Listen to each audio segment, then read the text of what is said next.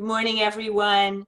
You can't see me, but you will in a moment. This is Amanda Archibald, and you are looking at my colleague, friend, and partner in crime in many different projects right now, Kate Waters. Kate, say hi. Hi, Tell us everyone. about you, where you're coming from. We'll flip to me, and off we go. Sure.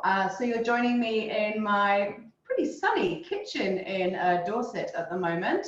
It's lovely to have you all virtually here. By the power of the internet, we can all still hang out and communicate, which is amazing.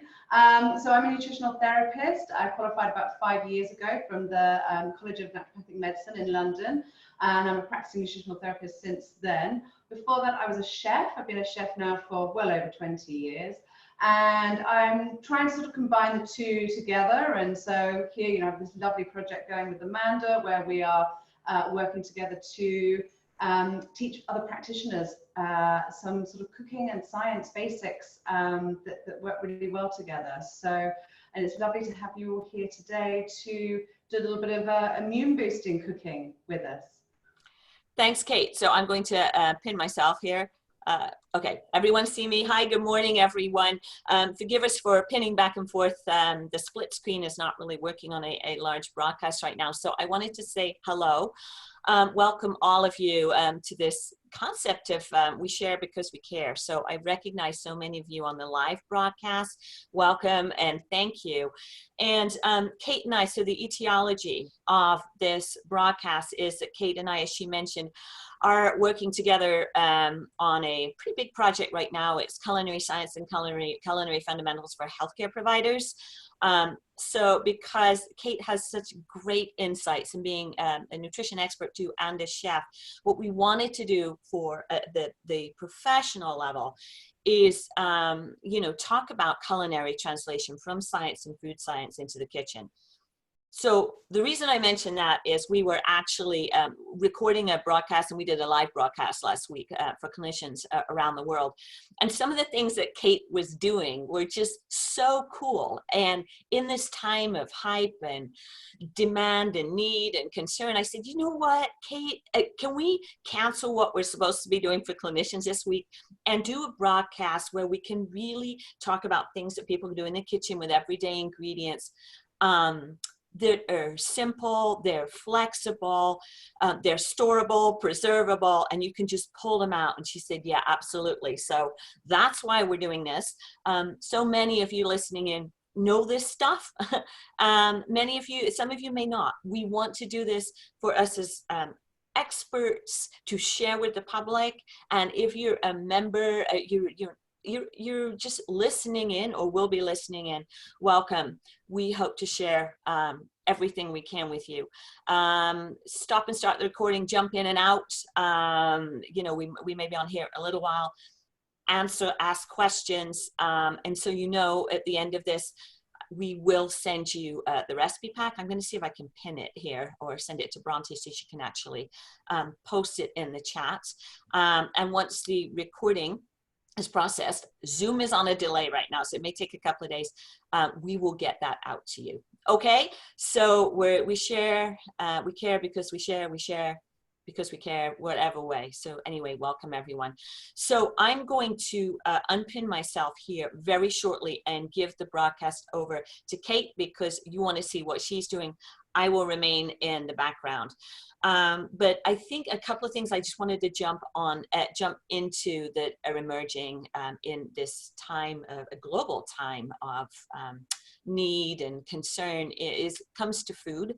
And those of you who are providers, experts who are listening in right now, please feel free to add into the chat any of your insights. But one of the two major concerns we're looking at in nutrition health is food safe to buy? Number one, and what do we do with it? So we're going to address with what do we do with it here. But I think the number one thing we want to help people understand is that as we see right now, as we're understanding, and I'm looking at the CDC here in the United States and Purdue University Cooperative Extension, those of you who don't know what cooperative extension is outside of the US, these are university-based agencies here in the US that I think work absolutely on the front lines of community health and agricultural education, and they're phenomenal resources. And as such, a lot of times in these public health crises or issues, the agents and the experts who work there are providing information. So all that being said, as we understand it right now, we don't know that the virus is transmitted on food. It's an airborne virus, hence not coughing, sneezing, and sanitizing everything. It does exist. It can persist on surfaces, which is where the sanitation comes in. Something that's interesting that emerged this week is, gosh, it's just gone right out of my head. Isn't that funny? You have so many things going through your mind. So actually scratch that, what I was going to say there. So what is, oh, I know what I was going to say, excuse me.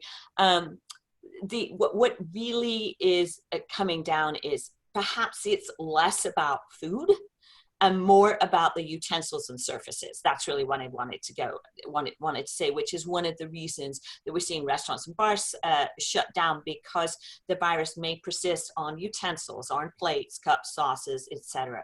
Hence the sanitation advice. But the bottom line is, how do we have confidence that the food we're buying is safe to eat? And again, it's an evolving environment. And I know Melinda's listening in here and may have some thoughts on this. But one of the things that comes to mind is whether somebody is immunocompromised or not. If food safety is a concern, this may be the time to orient ourselves to buying prepackaged salad mixes, braising mixes, greens.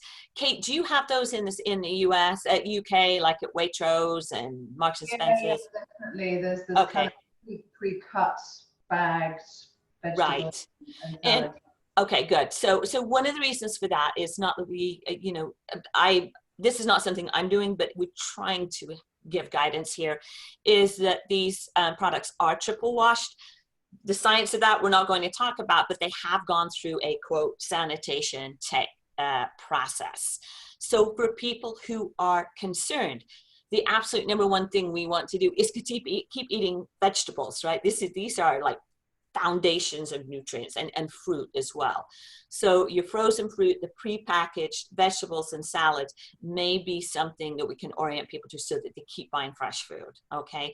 The second thing, and Kate and I were talking about this the other day, is obviously washing your produce. But if you are still concerned, then think about root vegetables, which we're going to be looking at today, or vegetables you can peel. And Kate, definitely jump in here. I know you're not on the screen, but you have vegetables, potatoes, root vegetables, carrots. Wash them, peel them, and you can wash again and then use them. Would you agree, Kate, that that's a good? Yeah, sure. I mean, normally I wouldn't say to peel your root vegetables. I'd normally say to just scrub them and use them. Right.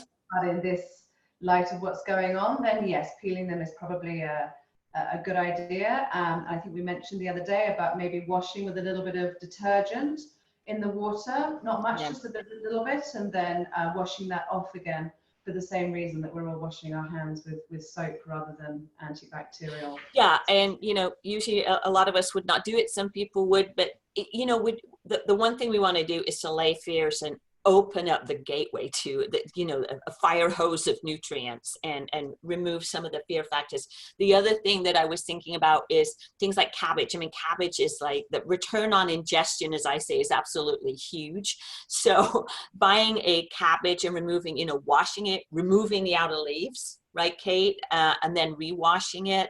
So I know in the UK, you have these beautiful Savoy cabbages that we don't necessarily have everywhere in the US, but even if you have a tightly packed head, removing those outer leaves and washing and then moving forward, because some of the most vital vegetables that we can eat are crucifers. And so we want, to orient people to those vegetables and give them an option to how to feel safe using them. In the US, a lot of crucifers, whether we like it or not, may be prepackaged now. Not my preferred choice, but again, we're trying to allay fears and build food confidence. So cauliflower, broccoli, cauliflower, particularly we see prepackaged. That's, you know, those are some options as well. So removing the outer leaves, washing roots. Frozen, this may be a time for many people for frozen for convenience as well. We could probably talk a little bit about that, or maybe Kate will grab, I'll grab that presentation I did for one of our modules about, you know, options for actually roasting frozen vegetables, which is kind of interesting. So yeah, so those are the majors. There's a question from Bridget. An RD I know posted a baking soda solution time formula some months ago. I don't know the source. We may go out and look for that too, because that's a little bit more gentle. And yeah, Linda, diluted. What about rinsing with diluted white vinegar? Will that kill some of the bacteria? That is a question I don't know the answer of, because that would change the pH, right? I use vinegar in my kitchen to clean. I think many of us do. It's one of those questions that we actually don't know. Let me go and look, and if anybody knows the answer to that, Melinda Valencia, you may know the answer to that, or any of you. I think the main thing is to give really good advice and not leave people hanging. Okay, so yeah, I would never think usually to wash our vegetables with detergent, but in this case, we know that that's a viable option. We'll check on the baking soda and vinegar. Okay. All right, Kate, I'm going to hand it over to you so you can jump in, and I'm going to stay behind the scenes. So hopefully everyone can see Kate now, and let's roll. I've pinned myself. There we go. Okay. I'm going to add one little thing to that. My sister runs a very small organic farm, and I was chatting to her about it all, and she was saying, you know, the small shops are the ones that are going to go under. And if we can buy in the small shops rather than the big supermarkets, we must, because we need to support them. So for her, she's actually scrapping her salad, her beautiful winter salads that she normally grows. They are now planting vegetables, which they're going to be supplying to their local villages. She's going to do everything on a bike route locally. But you know, she's just saying, just support your local veg shop, if you have one. The big supermarkets are the ones that will ride this. The small shops are all going to go under. We need to support them wherever possible. Yeah, we're seeing that globally. It's very challenging. And just jumping in, I do see there's a lot of questions. So I will go out after this with Bronte and myself. We'll go out and look what we know in science about the best, maybe natural options as cleaning solutions. If you will, lemon juice, vinegar, I think we have to be absolutely right on with the science. So we will check that for you. Yes, and so in the United States, we don't necessarily have local everywhere right now. It depends on where you are in the US, because we're so big, as to what season we're in. So if you're in the South or Arizona, Texas, Florida, maybe Arizona, California, you're going to have options for local that we don't actually have, say, in the upper Midwest, New England right now, depending on how things have grown. Okay, Kate, off you go. What are we making? All right, so we are making today a red lentil and tomato soup. We're doing a silky butternut squash soup.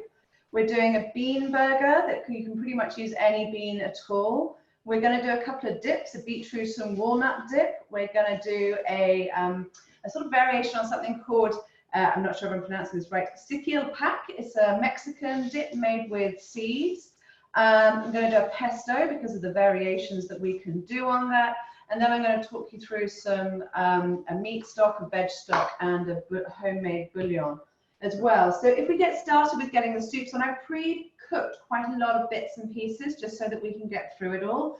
But I'm just going to get those two soups on to finish, get the bean burgers made and a couple in the oven just so I can show you them. And then I'll get on with the dips and the pesto and talk you through the stocks, which have already been made at the end. So in this pan, I'm just going to come around and show you, I've cooked up some onion, first of all, some red onion. And I've cooked it till it was just going translucent. I then added some garlic, some carrot, and some celery. I've stuck a bay leaf in there, some thyme. Now, any onion at all will work. I've used a red one, but you can totally use a white one. You can use shallot. All these recipes are really variable. If you only can find a leek in the shop, then use leeks. You know, this is really about how can we adapt recipes to the food that we can find. You know, as far as I can understand it, our food supply should be working optimally. but people are hoarding, and therefore the supermarkets and the stores are not able to cope with it all. So sometimes it may be about what you can find. So any kind of allium will work in this. And let me jump in with the allium there. So I'm always going to jump in from the back. So, you know, some people are not tolerant. They're not a lot to allium, so they're very sensitive to them. So what is it that you recommended the other day, Kate? Was it asafoetida? Asafoetida, yes. So it's a spice from India that has a sort of sulfury allium smell to it. And it doesn't taste very nice when it's just on its own, but when you put it, you know, fry it off in a little bit of oil into a dish, at the end of it, it just gives that sort of backbone that onions and garlic will give to something. So that's definitely something that you could use. Yeah, and you know, it's not an everyday spice, so it's kind of a nice to know. I don't even know if it's a spice actually, but asafoetida, need to go and look and see exactly what that is. But one of the reasons for using alliums, shallots, leeks, what have you, is they are a potent source of a bioactive or a phytonutrient called quercetin. Many of you can recite this, but for those of you who've not heard of quercetin, Quercetin. So quercetin is, we know through evidence-based science, can activate the body's innate genes that are innate to producing your own antioxidants, so endogenous antioxidants, which are far more potent than your vitamin A, C, or E that you would get directly from food. It works at a completely different level. So anytime that we can use onions and alliums, etc., which is, you know, part of the holy trinity, right, in cuisine, it's a base of cuisine, depending on the country. So we want to use them and help people understand that. More on that later, Kate. Mm-hmm. So I've added just a tin of tomatoes, so great store-cupboard staple. I'm adding, I think it's about, sorry, I'm terrible at following measurements, even my own, a tablespoon of tomato puree. If you don't have any tomato puree, that's fine. It will just add a little bit more depth to the dish. So a tin of tomatoes and a little bit of tomato puree. You could add your own homemade stock to this, or stock cubes are another really great way of adding something. So I'm going to just stick half a stock cube in to this, and I'm going to talk to you about actual proper stocks later on. Bought stock cube, even the low salt ones, tend to be a lot stronger in flavor than anything you're going to make at home. So just be wary of over seasoning as you come to the end of your dish. Then I earlier pre-cooked, so this recipe calls for some red split pea lentils. Now I couldn't find any in the shops, so I bought some yellow split pea lentils, and I just cooked them for about 45 minutes so that they are almost soft, and I'm going to add them to this. So it doesn't matter what lentil you're adding to this, it's absolutely fine. Again, just, you know, these recipes are all about chopping and changing the ingredients around to whatever you've actually got available to you. So I'm going to add the lentils, and it can all just sit there and start cooking. If you have any kombu, which is a Japanese seaweed, you can add that. Again, that will add a really great depth of umami, which is that, it translates literally as yumminess. So it's that sort of savouriness, that flavour that we kind of want more of in a dish. Again, I couldn't find any in the shops, and I've run out at home. So I'm just going to hope that it's got enough delicious taste without it, which I'm sure that it will do. So, and adding kombu, it's kind of one of those neat, cool things on the nutritional side, and not everyone's going to dash out and get nori or kombu or dulse, but, you know, when you look at the nutrient value of food, sea vegetables or seaweed are probably one of the foods that has the highest nutrient density per bite that we know of. And of course, it's one that we don't necessarily use culturally around the world, but it adds umami, but it also, it's like one of nature's best nutrient supplements, and also a source of iodine too. So. So I'm just going to move on to, that's going to sit and simmer away there for a bit whilst we're talking. Moving on to the butternut squash soup. So this, now again, you can use any kind of allium you want in this. Without the onions or the shallots in this, I would probably look at using the green part of the shallot. If somebody has a problem with consuming onions, if it makes them bloated or gives them any kind of gastrointestinal disturbance, the green part of the spring onion, or I think you call them scallions in the States, don't you? Mm-hmm. Using that part and cutting that up and cutting, because you really do want some sort of onion taste here. So what I've done is I've actually burnt the shallots in their skin very, very slowly, and just so you probably can't see that, can you? Let me come closer. So not completely burnt, but I just slowly cooked them in a pan with no oil or anything like that, just till they started to blacken ever so slightly. And what's happened inside, I'll cut this one open, I've done the other two already, is that they just start to soften and sort of slightly start to cook inside, and it gives a very different flavor to the dish than just adding onion in and chopping it up and cooking it. Now you can do that, but this will add a much more sort of gentle, different note of flavor to it. And they're just a bit soft and a bit squishy inside, not totally cooked, but just sort of partially cooked. Again, you do a bunch of those ahead of time, Kate, and just kind of put them in a glass container, you know, to save time. Yeah, of course you could do. They'd probably only keep for a couple of days in the fridge. Yeah. They wouldn't keep for very long, but I'd say yes, you could certainly do that. I mean, they took maybe 10 minutes. So whilst I was chopping up other ingredients, I just had them on in a pan, and they were just slowly cooking. It's a neat little tip where you can just add an additional depth of flavor. Not that everyone's going to do that. But those of us who want to hang out in the kitchen, that's a nice idea. I think we're all going to have to hang out in the kitchen a bit more. Yeah, kind of. So no excuses. Anymore. So the nice thing is, if you've done that, if you've already dry cooked the onions, everything else is literally just thrown in. So I've got a butternut squash. I've taken the seeds out, but other than that, I've left the skin on because there's a huge amount of nutrients still in the skin. I just gave it a really good wash beforehand. Pumpkin would be absolutely fine here as well. I think I've got about 700 grams roughly, but again, don't worry too much if you're not exact on that. This was a fairly smallish butternut squash. It was about that sort of size. So if you had a really big one, you might only want to use half of it, maybe roast the other half to use for something else. So I'm going to pour that lot into my pan as well. So Kate, in the US, we might, correct me if I'm wrong, colleagues here and friends, we actually can buy that pre-cut. I know, maybe not right now because it's sort of out of season, but I think we can buy it frozen. And I think, one of you can let me know that. That would probably work too, right? It might make it a little more watery, but it's for convenience.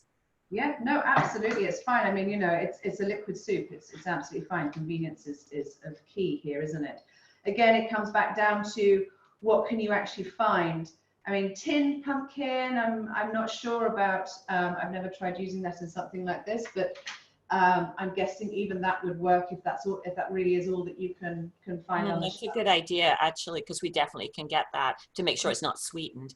Yeah, definitely. Perfect. You don't sweet Vietnamese. No, well. Vegetable stock here. Again, you can just add a stock cube if you want. That's about 250 milliliters. And then I'm going to add a tin of coconut milk. So that's where you've got the cream and the water part together.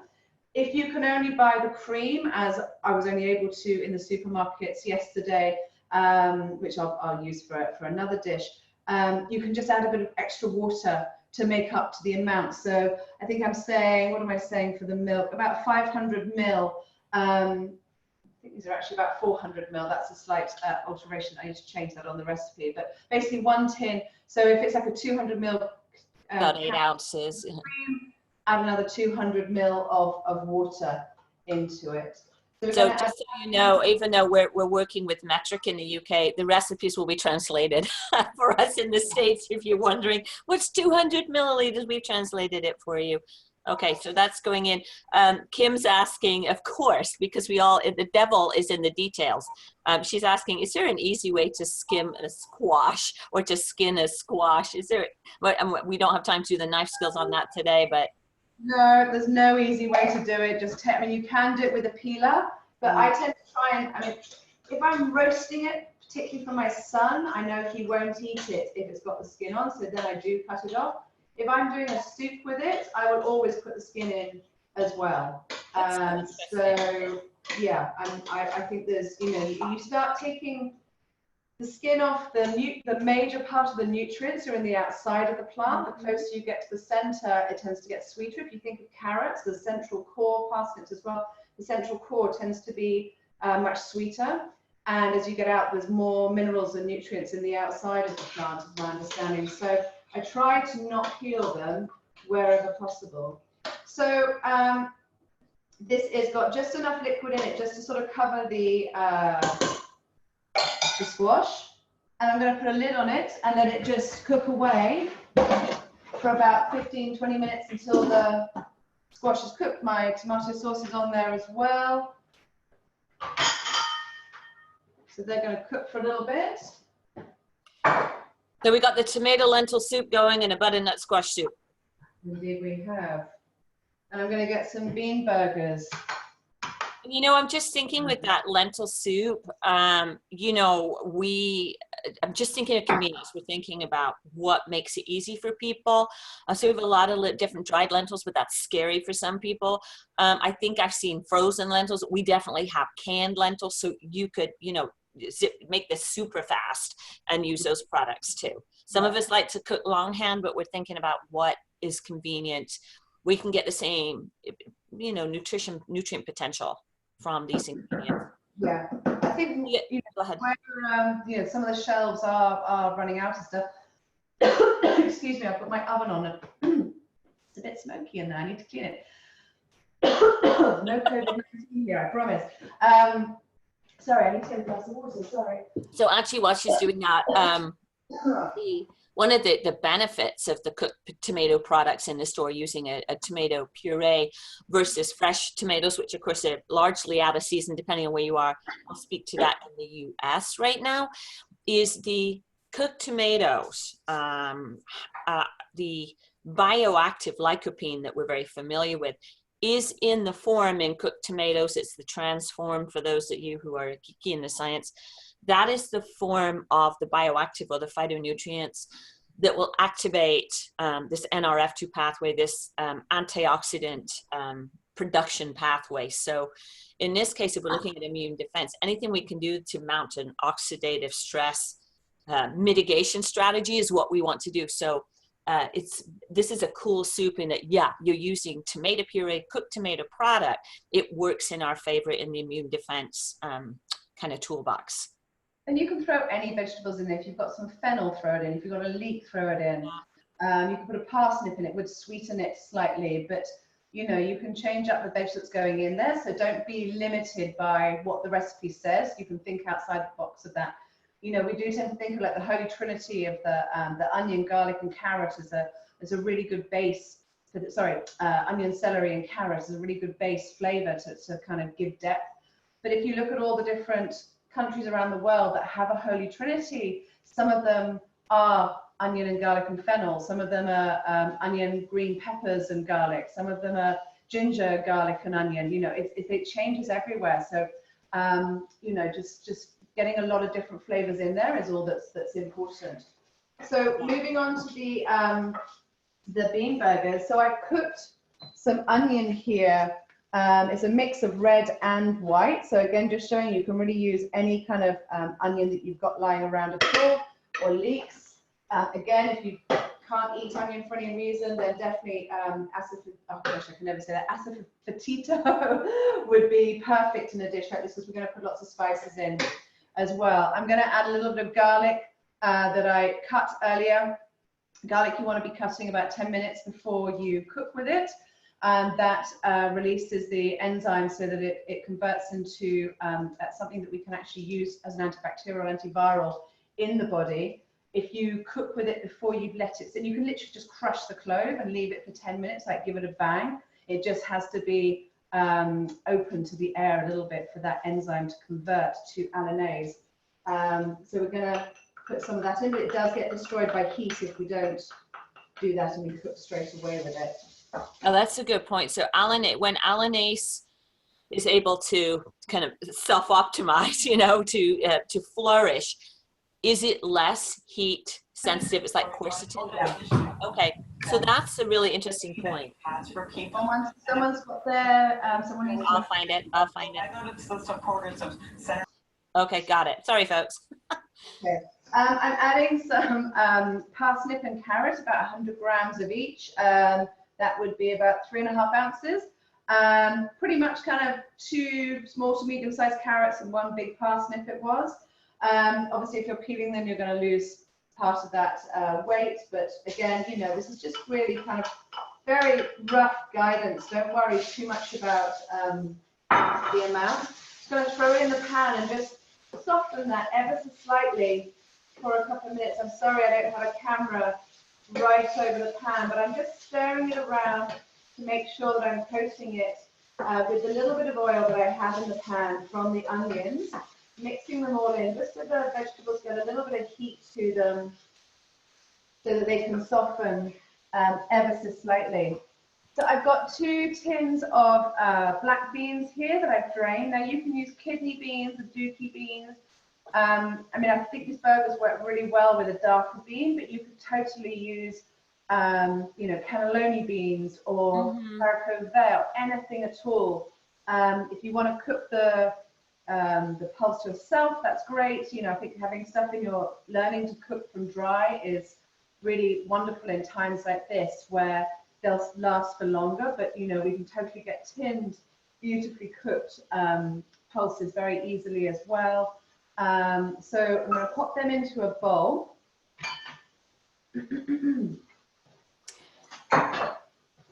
And you can either use your hands to mash them up, or if you've got a potato masher, just give them a bit of a bash with that. I think hands are better, literally just picking them up and kind of giving them a bit of a squeeze. We just want to break them up a bit. We don't want it totally mushy.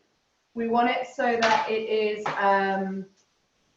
got a little bit of texture still to it, but that they're not whole beans. We want that squidge. So looking pretty gunky there. This is maybe something great to get your kids involved with. I was just thinking that this is like, get the kids in the kitchen. Is nothing better. Like, the younger they are, the more they like the gunk. Yeah, well, not always actually. 30 grams, which is about 1 ounce of oats are going in, and you could use again anything there. Just clean my hands quickly. So you can use breadcrumbs. Now I have to be gluten-free because I'm celiac, but breadcrumbs would work there. You could use cooked quinoa, cooked buckwheat, anything just to give it a little bit of texture. I think something that's kind of going to absorb some of the moisture would be good. Just checking everything's actually cooking there. So my, it's going to be a bit steamy for the camera, but my carrot and parsnip is just softened ever so slightly and shrunk slightly in size, and that's kind of what you're looking for. And, you know, parsnips, I mean, I grew up in the UK and parsnips are a root, you know, we use parsnips, right? I mean, everyone's familiar with parsnips, and in the US, they sort of become more available, more on the radar screen of everyone. But if you've never had them, I never actually used to like them, but now because I mix them with different roots, I love them. So they're cool in that they'll add a sweetness. So they're going to add the fiber and the nutrients, but they add a sweetness for people whose palate is a little sweeter, right, Kate? It lifts, but it doesn't dominate. Yeah. So you're going to get a little bit of sweetness from the carrots, but the parsnips will really bring through sweetness there. Then we're going to add some spices. So I've got in my bowl here some turmeric, some cumin, some paprika, and this is celery salt. Now you could just use a normal salt, But this celery salt is just ground celery seeds mixed with salt, and it just again adds a nice deep flavor coming through. Very available in the UK because we like to add it to our Bloody Marys. Yeah, we do the same. The celery salt goes in there. So what's interesting, and I do see some questions here, which I'll go back and scroll when Kate sort of needs to change her setup there. But spices are interesting. One of the things that this is why Kate and I are teaching the course we're teaching on the clinician side, the health professional side, is we do look at which spices and cooking temperatures and what have you. And the bottom line when you look at immune defense is spices, it depends on the spice as to how they'll target the immune system. But the more spices you can use, the better, the more synergistic they are. So the more they amplify their antioxidant potential or their what we would call lipid peroxidation, or the ability to hinder oxidized lipids. So what does that mean for those of you like, what did she just say?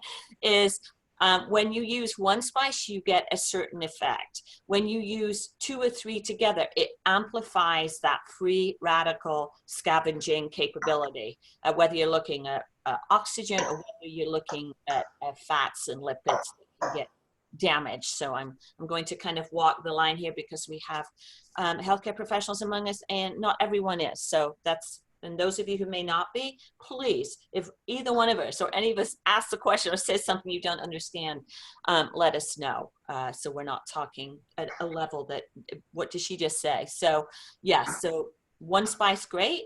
If I had to choose target spices, and Kate, jump in here too, and I only had so much money, which ones would we go after? Definitely turmeric. So turmeric has, right? Top of the list every Top time. of the list every time. Not everyone tolerates it, but It adds a flavor that once you get used to it, it's not so bad. But if you're not used to it, it's quite a dry flavor. yeah, it is.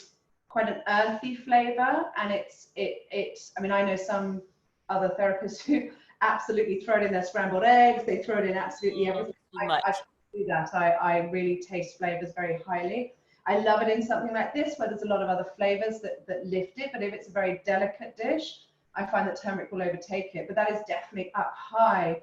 Are we including herbs in this or just spices? Just 2 spices right now, and let's do that because I want to run down the list. So turmeric and coriander, I think would be another one. Cumin's great, but I find again it's a very strong flavor, whereas coriander I can tolerate a lot better, and I think gives a really nice backbone to dishes. You could definitely add some coriander and some cumin to this if you wanted to. What else? so the top ones, it definitely turmeric. If you're looking at it from a genomic perspective, and if you're looking at quickly just say what I've done here, and then we'll carry on with that question. Yeah. So I dried the spices off ever so slightly amongst the vegetables, just to kind of sort of activate them before they got put into this dish. I'm just going to add a little bit of Dijon mustard. If you that's a great idea. don't have Dijon mustard, some mustard powder, which is probably another one that I'd stick on that list, or any kind of mustard, maybe not Frenchies, or the American hot dog mustard, any kind of mustard, and then a couple of tablespoons of soy sauce. I'm not adding any salt to this unless I tasted it really needs it, but the soy sauce is going to add a really good backbone, savory flavor. Now I'm mixing. Let's carry on with the spices. Okay, sorry about that. Yeah, so she's layering in flavor, but we can see these are all everyday ingredients, so that's wonderful. And if you didn't want to use soy sauce, tamari, coconut aminos, what if somebody doesn't have any of those? I know in the UK you could use Marmite. I know you could in here at a pinch. Stick some Marmite in, or just a good pinch of salt. You know, they are. You know, you don't want to over season with the salt, but maybe salt and a little squirt of lemon juice, something else to lift the flavor going in. And you know, play around with the flavors. Use this as a base recipe and play around with it. Back to the spices. Okay, yeah. So turmeric at the immune level is the most studied and most potent spice in 2 ways. It activates those endogenous antioxidants. So Quickly, what's the difference between the antioxidants you get directly from food, ACE, for example, and ones that you can prompt the body to produce? It's the rate at which they work. So very quickly, the two systems work together. So antioxidants directly from food, let's say they will stabilize those pesky free radicals, those oxygen molecules at a rate of at a level of 1 to 1. But if you induce the body to produce its own antioxidants, it's a completely different equation. And you're looking at a rate of millions of these free radicals being sequestered, basically by, if you will, one enzyme, one antioxidant. So it's endogenous antioxidants. So it's a completely different equation. So we want to use foods to boost that process. Turmeric is the most studied #1 in human studies, so we know this. And quercetin is very, very potent too. In spices, so if you were going to go for the top down, so turmeric is not the top one, it's the most studied, but you look at things like in the US, we call them more those Thanksgiving spices like cinnamon, cloves, very potent, star anise, that those are the ones that are at the top. Does it mean to say that you don't use others? No, but there's, again, we look at where are you going to get the most return on the dollar for the health value. That's something to think about. And remember, it's the blends that are more potent, which is why curry is potent. It's the blend that matters. But if somebody only has one spice, one herb, we use it. What is it? Kate, Melinda was asking, what do you mean by activate the spices? You said activate the spices. What do you mean by that? Sorry, 1 second. So he's an assistant. I did, well, just to wash my hands. If you add the dry spices straight in, you're going to get a sort of slightly dry taste to it. Just by adding them in when cooking them ever so slightly, you reduce that dryness. The oils that the vegetables were cooked in are going to go into the spices, and the name of it's completely gone, even though we just did this the other day, Amanda. What's it called when you cook the spices? It's got a name. Oh, okay. Completely gone. It'll come to me in a bit. I'll suddenly remember. Like when you toast them, do you mean? Yeah, thank you. Yeah, toast them. Okay. It's got a proper name for it. Blooming. Linda said blooming. It is blooming the spices. Thank you. Or tempering the spices. I think, Amanda, we talked about in the science behind that, it actually improves the nutrient density of the spices by that oil, because they it would. Yes, because a lot of the aromatics in the spices are lipophilic, so they like oil, so they're going to be absorbed and distributed, if you will, in the cells and tissues more efficiently. Yes. It also just stops that sort of raw spice flavor as well. So I tasted it, and I was talking about, you could add more salt, but actually it was seasoned enough, but it tasted a little flat. So I added probably about a teaspoon of apple cider vinegar. You could add some lemon juice, any kind of vinegar at all. And it's just lifted all the other flavors that are in there. So making sure you're tasting your food as you're cooking is really important, rather than just waiting till the end, getting it to the table and going, oh, it doesn't taste so much, I'm going to stick some more salt on it. So a little bit of vinegar in there has just lifted all the flavors, and it tastes really delicious now. You could totally add more spices than I put in. It's quite a gentle amount that I put in there. A lot of the recipes that I've done today, I use with kids, and I find that generally you need to start off quite softly with the spices unless they're used to it, and then you can start increasing the amount going in there. You could definitely add some ground coriander in here, some cumin, but this is a really nice sort of soft, gentle flavor. So I've just made one little patty. Show that up to the camera, Kate. Like zoom that up to the camera. Show you another one up close with my hands. So I picked up a kind of what size is that? It's a like a big golf ball. Yeah, between a golf ball and a tennis ball. Right. I'm just going to roll it ever so slightly, and then I'm just kind of shaping it with my hand. It's like being a potter.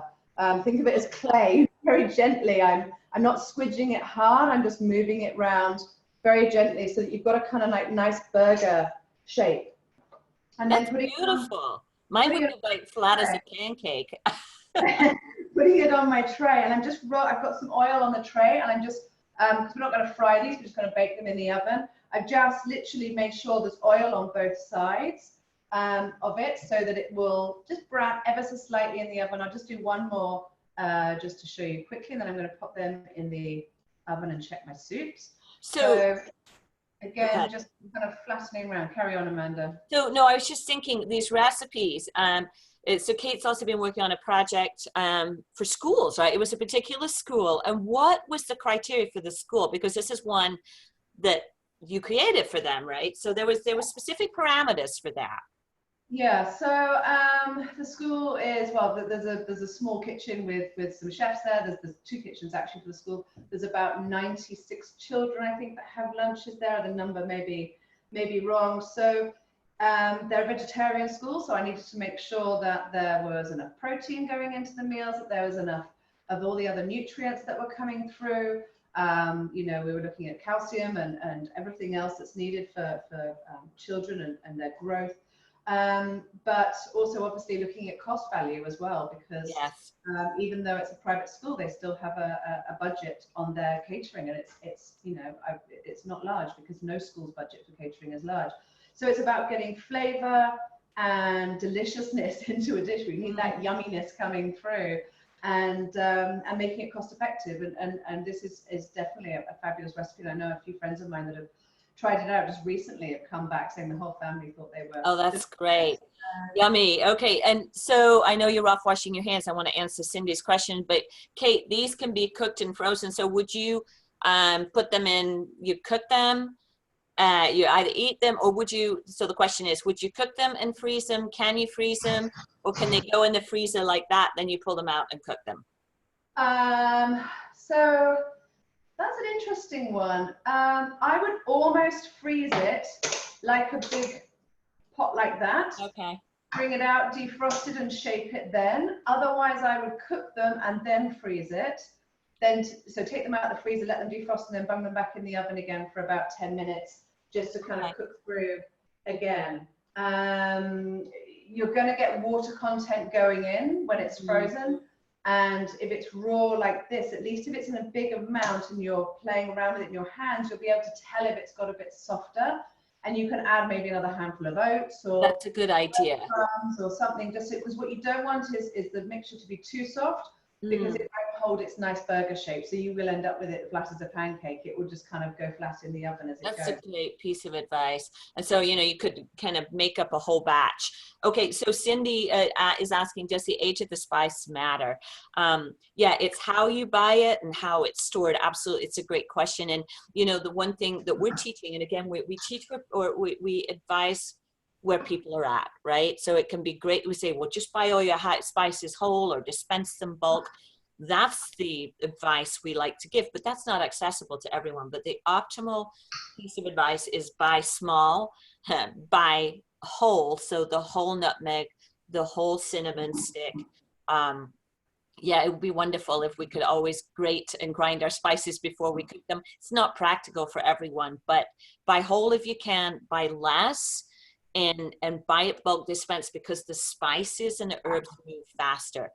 Right now, right here, that may not be practical for people. They don't want to touch anything. So you're going to buy, you know, within a container. The concern about prepackaged is we don't know how old the stock is, how long it's been there. And of course, many of these spice items and herbs are sitting in stores, just like olive oil, where they're exposed to light, and light oxidizes. So, you know, at this point in time, I don't want to say we're in survival. We're trying to optimize what we're doing. But if their option is to buy whole and grind and replace frequently, that is optimal. But we work with where we're at. So hiding the brand stuff, I don't think we're allowed to maybe market stuff, but from a posh supermarket over here, I buy my spices wherever possible organic, because generally they've been treated less before getting to me. They're in a closed box, so there's no light coming to them. Most of the other ones are obviously in glass jars. Or once I've got a whole load of these little yellow tins that I bought many years ago, and I decant. I buy, for instance, this is cinnamon. I buy my cinnamon in a large bag where it's already ground, because we go through a huge amount of it in this house due to my son's porridge in the morning. But it's in a sealed, it's a dark, you know, a bag with no clear part on it, and then I put it into a sealed tins. So definitely kind of, you know, looking for spices that you can buy like this. And when you're storing them, store them in a dark, cool place or in tins. Yeah, in tins. And I know Bethany was asking about frozen spices. So I do keep a lot of my nuts and seeds and spices in my freezer. For some people, it's just not practical, but it doesn't harm the spices. In that case, what I would want to do, and see, it gets to be impractical, is you would want to bring those spices out ahead of time before you start cooking with them, you know, so they come back to room temperature to optimize their potency. Melinda was asking about good research articles on the role of spices in endogenous antioxidant enzymes. Yeah, I can send you a bunch. It's actually what we're talking about in our course, and it's why we're doing what we're doing from the food science side. One other thing I just want to ask, oops, I just want to check, somebody popped up there. Joanne, I'm going to just stop her video there. Okay. Sorry, sometimes videos pop up that we can see and you can't. There was a question, and it's a really good one, and we have to balance that right now. If we're cooking vegetables like the butternut squash and it has the skin on it right now, we may not have an option as to whether it's organic or not. Right? And so it's tough. So if you're just buying something, it's going to be the case for a lot of people. You just got to get something in the house. Would you, with that soup, peel it before you use it? Or would you, what would you do? Would you scrub it and then use it? Or yeah, what? I mean, it depends on, and Amanda, you may be able to answer this better than me on what studies have said about how far pesticides go into so normally when you're growing a vegetable, if you're going to be spraying stuff on it, you're not always spraying it on right at the end, unless it's a wheat, like a grain product. They do spray Roundup or the, I can never remember the proper name for it, the glyphosate, whatever. Yeah. I'm not saying it quite right, but sorry. Phosphate. They spray that on 4 days before they harvest it to dry the grain out. But butternut squash, they're not going to spray a squash just before they harvest it. It will have been sprayed when it was much younger, because it's about keeping pests off and stopping funguses from growing on it and that sort of thing. So it's going to be right inside the plant. I think that, yes, you know, give it a wash, maybe peel it if you are concerned. But you know, hopefully this situation will not go on for too long and we can go back to buying our lovely organic produce. I mean, around here, I've still been able to buy organic mostly. Yes, Not and but yeah, mostly. depending on where we are in the US, and it really is dependent. Rural, sometimes it's easier right now than in dense cities, which is often it's the reverse. So I'm in a very rural part and we can access everything. And of course, you know, these squashes, they're like root vegetables. If you only have so many dollars and you invest in those right now, they're going to last longer. So that's return on the dollar, right? As well. You know, if you keep them on the countertop, so long as they've been cured properly once they were picked, which is they're sort of aged for a little while before they're sold, which they normally all are, it will keep on your countertop for quite a while, so long as your room's not too hot and it's not sitting in any moisture, or it doesn't have any bruises or brown marks on it anywhere. A pumpkin or a squash should sit on the countertop for quite a while and keep really well. Just, you know, if you're cutting off the skin, it's quite hard to take off a thin amount. You're losing quite a lot of the flesh as well. Just remember the nutrients do come up. So yes, you're maybe taking off the outside that might have something on it, but you're also taking off a large amount of the nutrients as well. Maybe just try to use a peeler and take off the skin with a peeler so that you're not it makes it harder. It will take you longer to take it off, but you won't take off quite so much of the flesh underneath. You know, and yeah, I don't want to, it's a difficult conversation right now because, you know, that is the ongoing conversation that we're dealing with. And in the age of genomics, we really see why some people are predisposed to early onset of certain diseases versus others based on their ability to handle these toxic elements.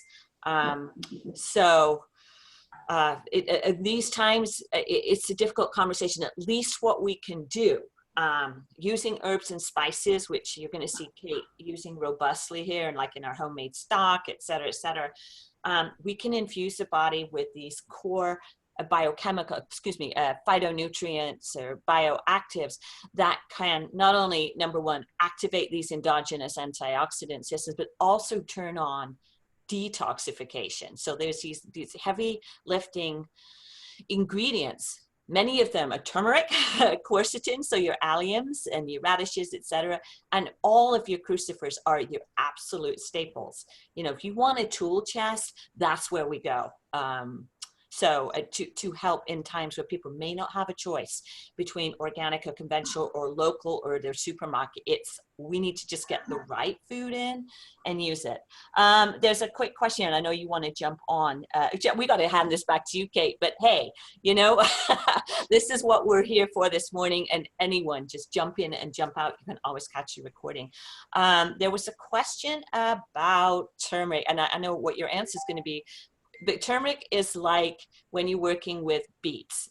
Is there a way you can work with the roots so you don't get, you know, stained hands? And I know the answer, but I'm going to hand it to you, Kate. Wear gloves. Wear gloves. I think turmeric is just, it stains so much. I believe if you put oil on, no, that's for garlic, isn't it? If you've got oil on your fingers first, yes. No, I'm not sure about turmeric. I think it just stains. If you answer for that, Amanda. No, I would use oil too because it's lipophilic. But yeah, if you have the option for gloves that are dedicated to food and not the washing out gloves that you can. I've made that mistake. I'm like, oh, and I think you actually write on yours, don't you, Kate? You put something. I have an F inside mine, which my husband quite often doesn't see, and I'm kind of running, going, no, not those ones.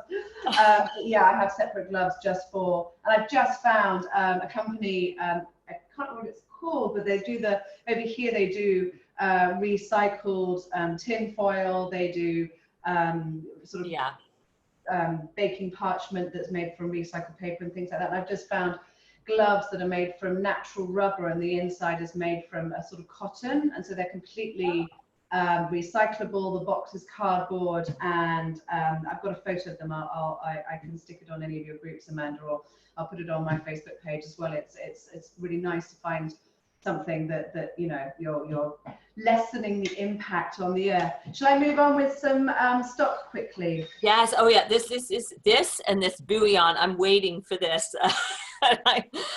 This is so good. And by the way, those of you who are requesting the research on the spices, in the post, when I post out the recording, I will post some citations for you so you can look at those. All right.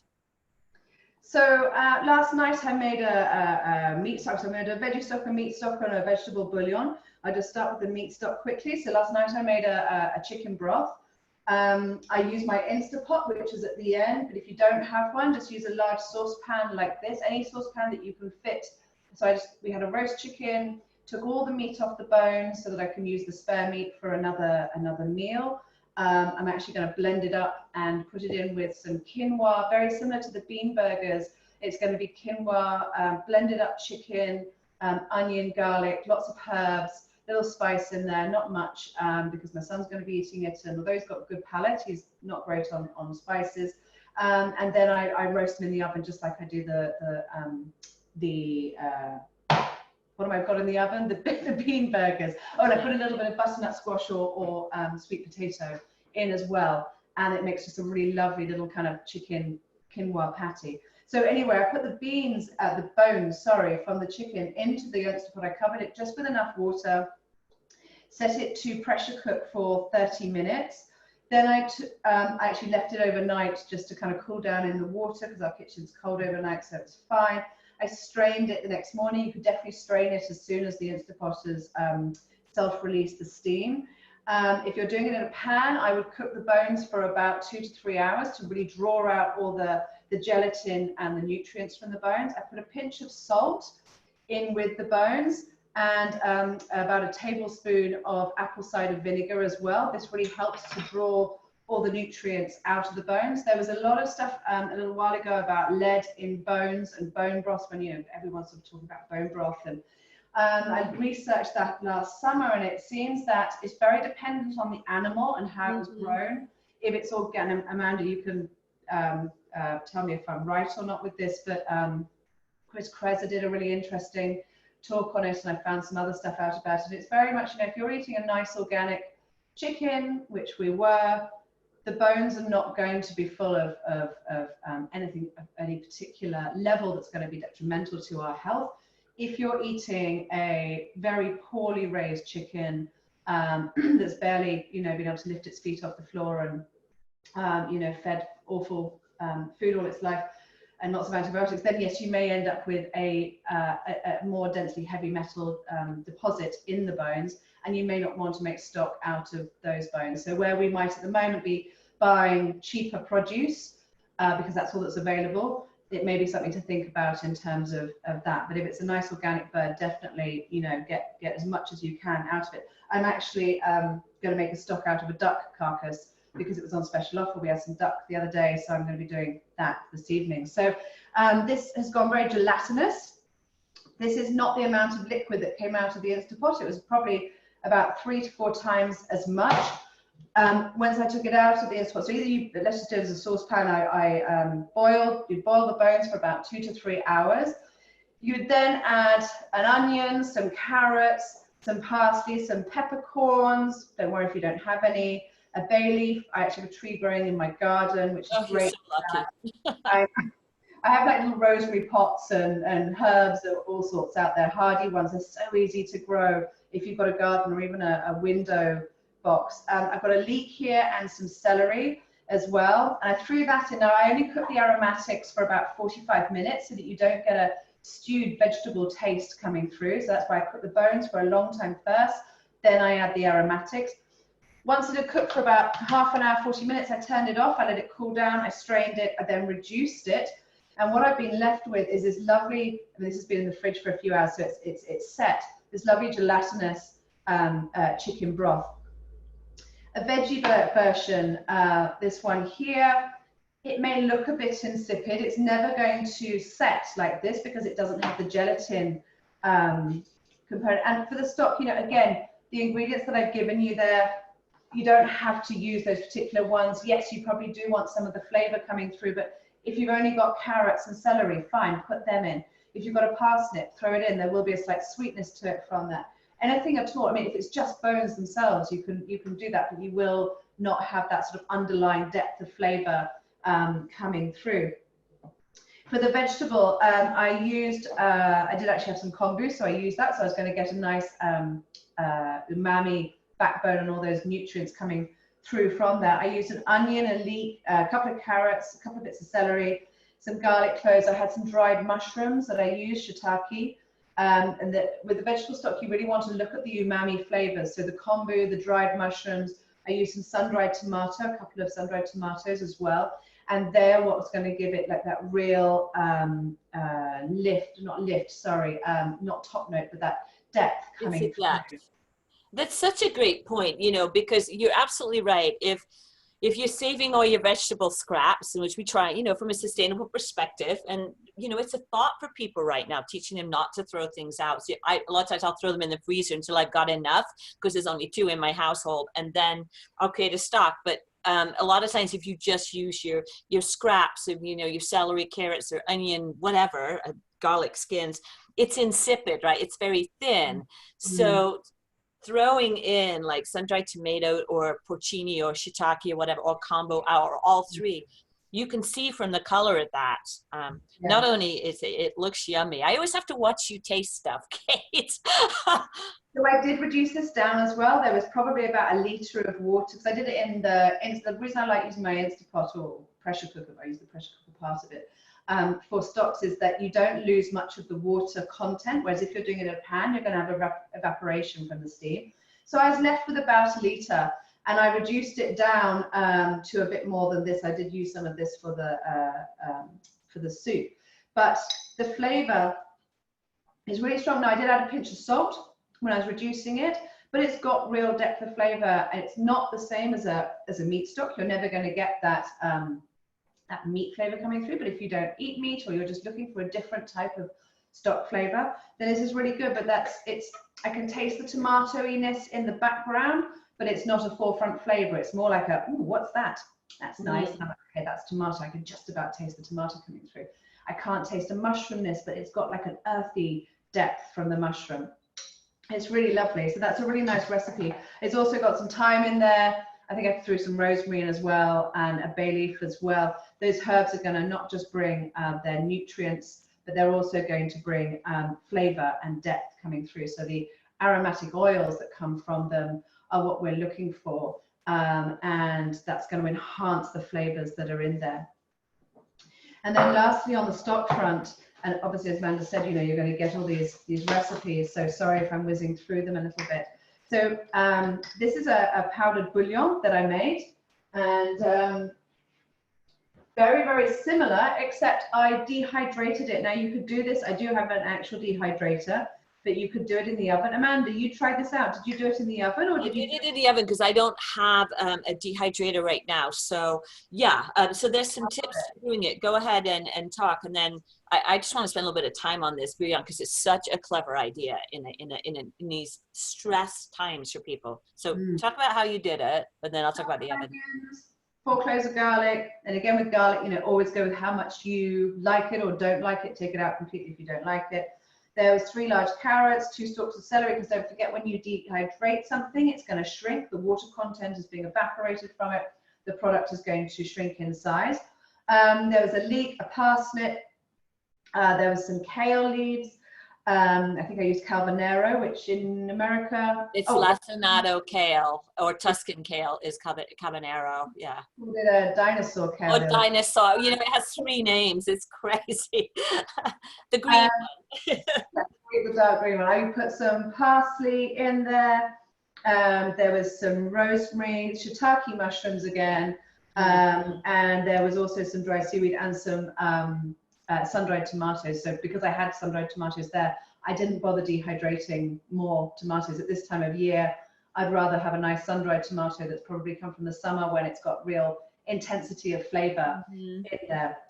So I dehydrated them and then powdered them in my blender. Amanda, what blender did you use? Was it I purposely used a NutriBullet to see if it would work, and it did. So you definitely want a high-speed blender. I didn't try it in like a 2-cup processor, which may be what a lot of people are using. So I'm going to try that out next. But the NutriBullet worked great. Sure, good.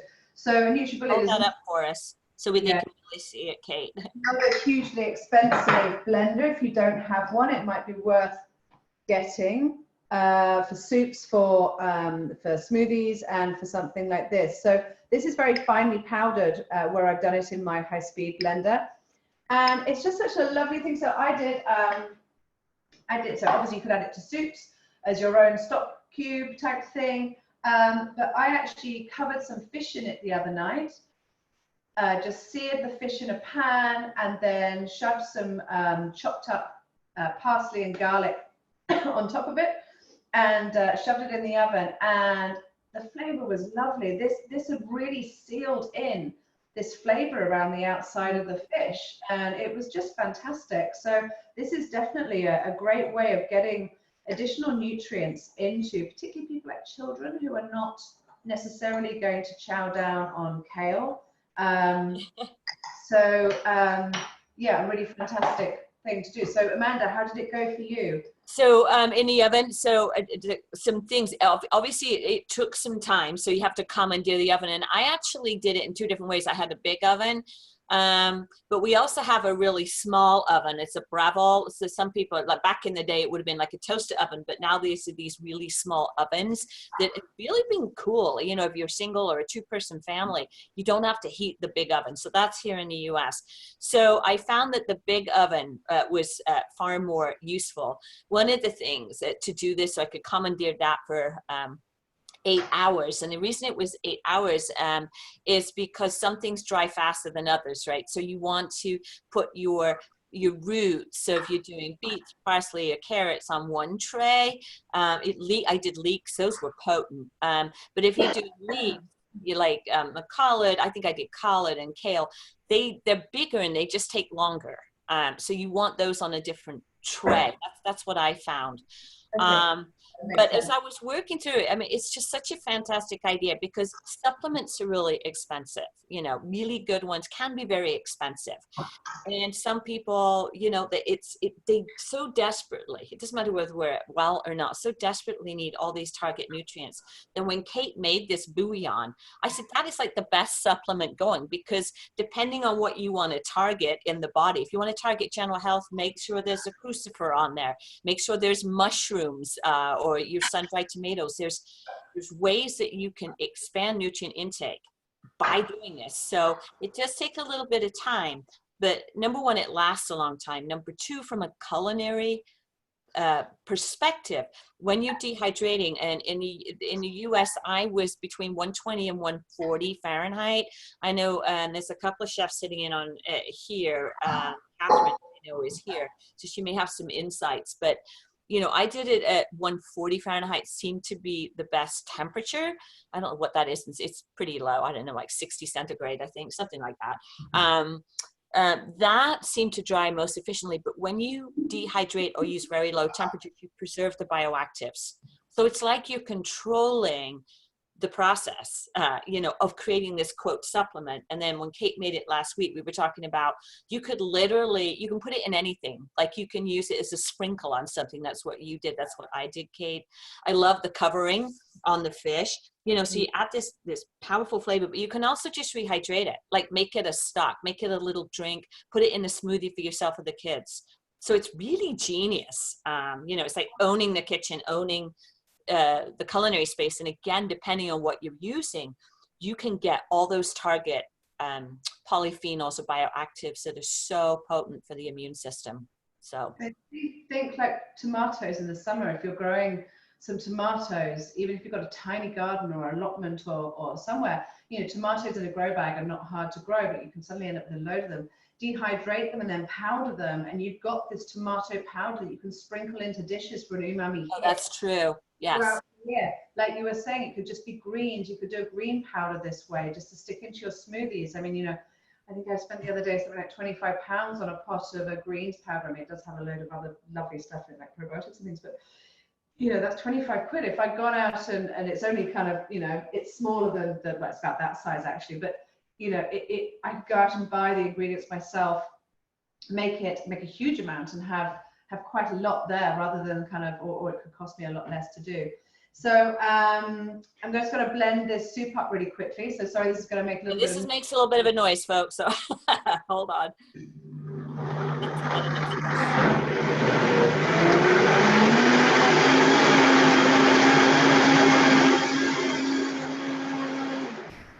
We're just going to finish this off with,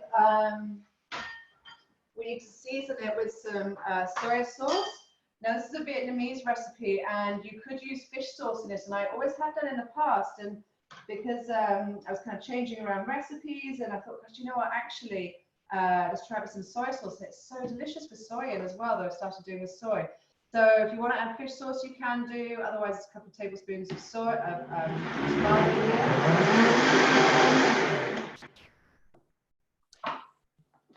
And then I'm just gonna, when I put it into a bowl, I'm just going to top it off with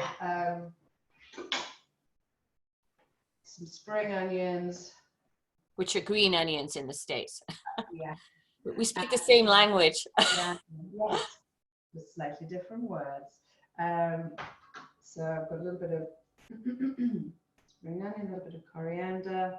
The coriander is cilantro, so we have that slightly different nuance. Yeah, chip it a little bit. Yeah. Beautiful. I'll take a photo. Well, I don't know where we can post that. Yes, we'll take a photo of these so we can post them in the post broadcast. Such a good recipe, that one. So it's interesting because you added, what did you add? Often you'll add fish sauce, but you added tamari, right? So what you're doing is adding you could use that flavors. Fish. Yeah. Okay. If you don't have that, you could, 1 second, sorry. You could also, actually to wash this up so I can do the next one. You could also add, if you don't have any fish sauce or tamari, you could add an anchovy in to blend up. Brilliant, yes. Add that kind of baseline flavor coming through. And so anchovies are one of the, we call them the smash fish. So it's the A in smash, omega-rich seafood. So, you know, so often around the world, and particularly even here in the US, we're using anchovies as the base to our traditional Caesar salad dressing. So if you actually make it the traditional way, you actually have an omega boost. So while Kate's off washing, there's two things I wanted to say.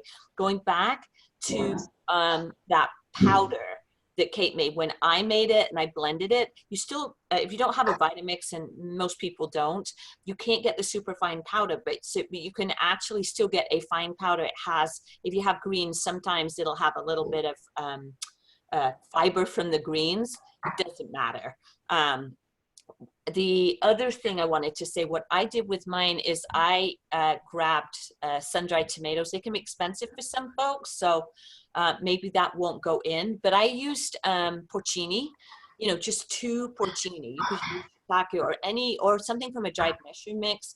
Not only does that add that beautiful depth of flavor and richness, so umami, but you're also getting beta glucan, so there's immune defense molecules anytime you use a mushroom. And so dried mushrooms they're just really, they're expensive, but they're so useful in the kitchen for balance out flavors, and then, you know, a sideways pop of yet another immune defense molecule.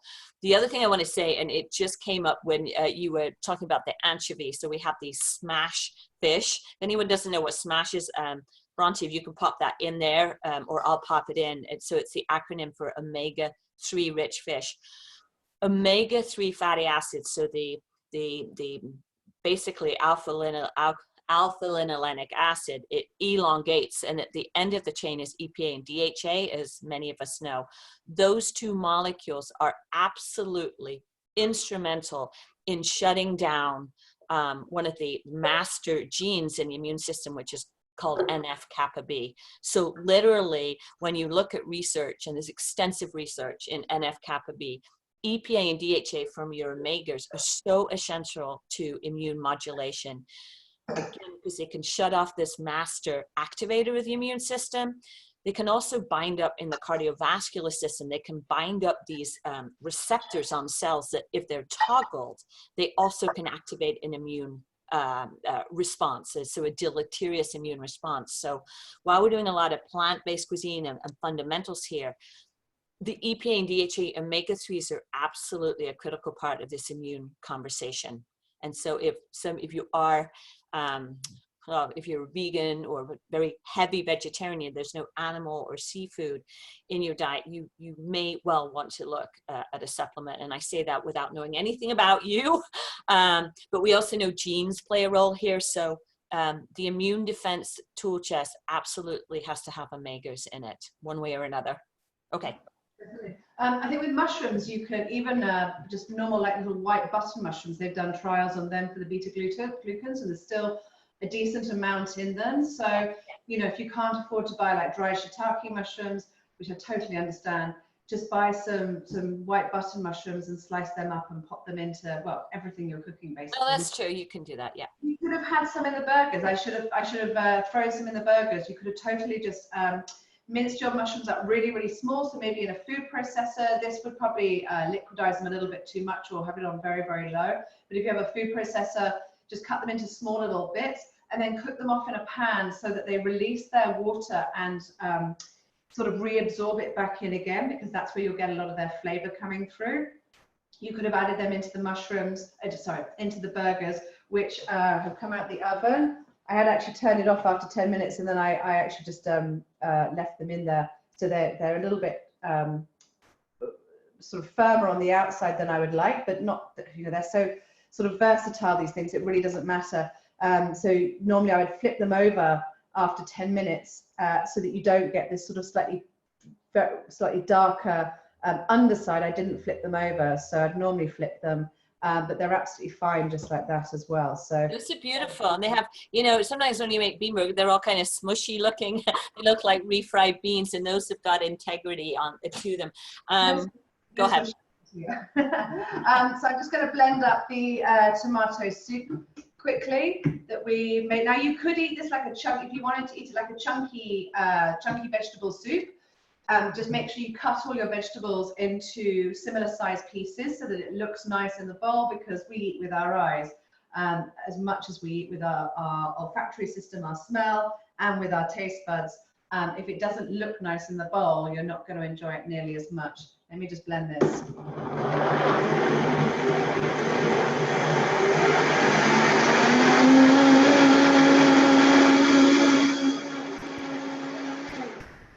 Always being really careful with these blenders when something is hot like this, that you start off low and you bring it up to speed. If you're ever looking at buying a blender, I always advise people not to have them with the buttons that go from slow, medium to fast, because each time you stop it and start it up to the next speed, it does a big spurt up. But having a dial that you can turn so that you can slowly increase the blades and their spinning time. I'm just going to taste this from here quickly. So that needs a pinch of salt to it. And this needs to be blended slightly more so that the lentils are completely smooth in there.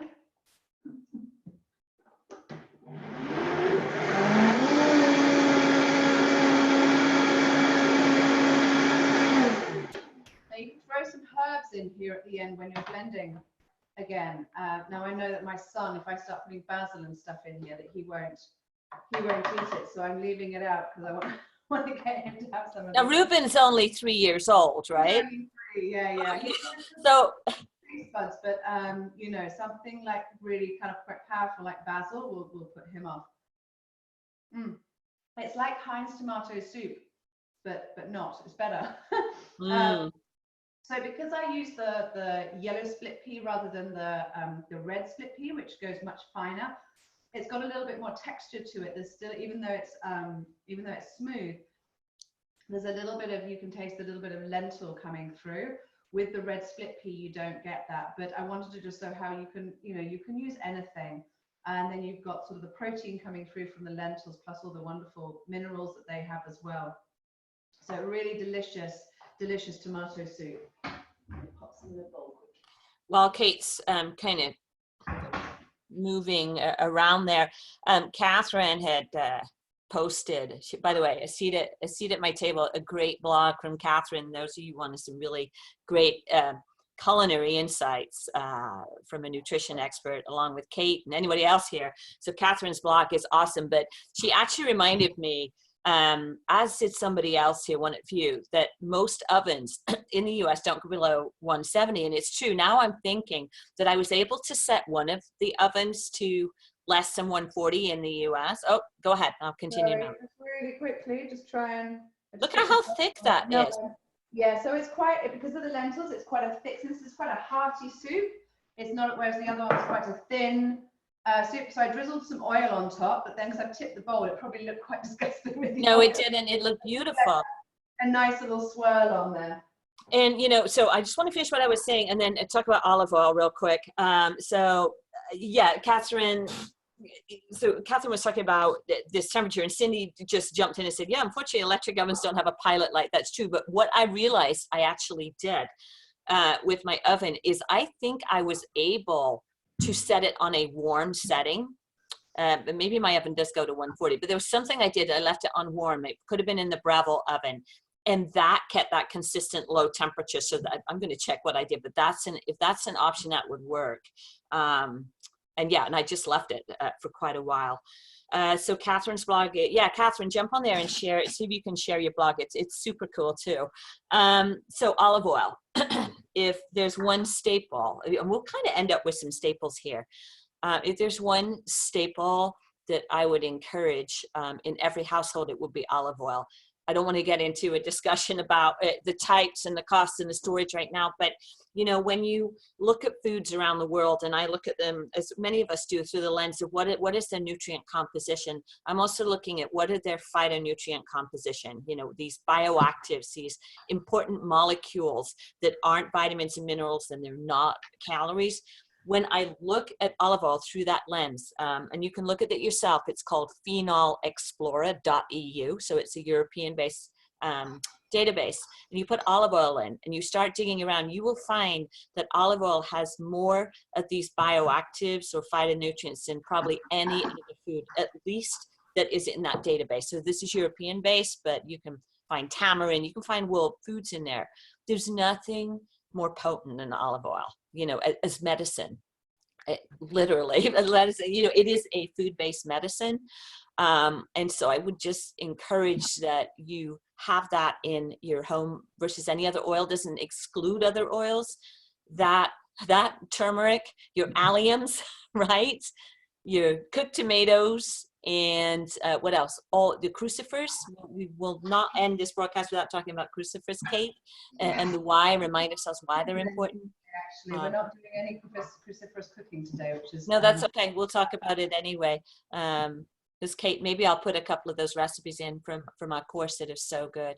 Sure. But yeah, olive oil is just, it's we're about to medicine. use lots of olive oil in the next couple of recipes. So, okay. So what's coming up? What's coming up next, Kate? So this is a Siquil pack. So it's a sort of pumpkin seed dip from Mexico. And I grated the zest of my lime over the pot I'm cooking it in, blending it in, sorry, because as you zest it, then you can obviously use just a normal handheld grater or a little handheld zester, is that the oils that have the sort of compounds that we're looking for, limone, I believe, is the oil in I know it sounds like lemons in Italian, but it's a limone, I believe, Amanda, is in limes and lemons and the zest. So it'll be a limonene. So it's part of the terpene family. So yes. So you're using lemon here, and just before you're using lemon or lime. This is a lime, a little green lime. I'm just gonna squeeze it in. Sorry, everybody, I tend to use my hands rather than a... I know, you just don't. Yeah, we always say don't do this at home unless you want to pick the seeds out. There's no seeds in these limes. I know that much. The lemons there definitely would be, and I'd be doing it over my hand to catch. So basically, Kate, this recipe is called silipac, right? Yeah. So it's going to have we've got about 120 grams, or about a cup of pumpkin seeds, 65 grams of sunflower seeds. That's about half a cup. We're going to add a little bit of chopped red onion and garlic. Again, you can switch those up to shallot or white onion, just if it's not too pungent. And then we've got coriander and parsley. We've got some olive oil and a pinch of salt. And that's pretty much it. So it's a little bit like a sort of cross between like a hummus and a guacamole. Oh, and some, sorry, and also there should be some, no, that's it. Sorry, yes. I was thinking of a different recipe that had tahini in it. I was thinking, God, this one's got tahini, but it hasn't. So a pinch of salt going in. We've got a little bit of, as I said, the cruciferous. Oh, goodness, sorry, my brain. Alliums, your alliums. Going in. And again, if this hadn't been sort of prepped up, you'd want to be just crushing that garlic and leaving it for 10. I'm not cooking it. Sorry. You don't need to crush it at all before you use it. It's going to be raw in the recipe.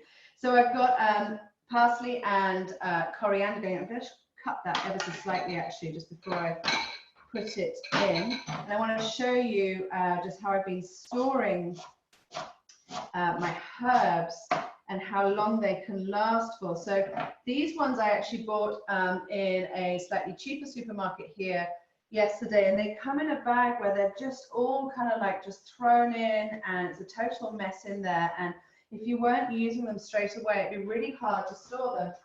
From a slightly more expensive supermarket, I got my herbs in a bag where they were tied up, and these have been in this water since Saturday, and they are absolutely fine. Some of the outside ones are just starting to go a little bit yellower on the leaves, so I've maybe picked through and just picked them out.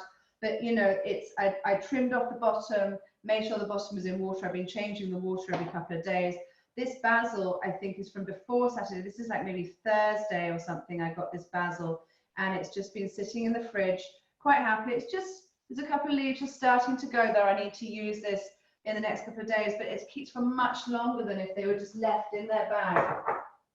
Whilst we're on the topic of keeping vegetables for longer, the celery that I used today. So I trimmed it up. It was about, sort of that sort of size. I trimmed it up. I would take off the outside leaves, stalks, sorry, until you get down to sort of roughly where the core, where the leaves are going to grow from, and then store this in, I don't know if I can fit it into one of these jars.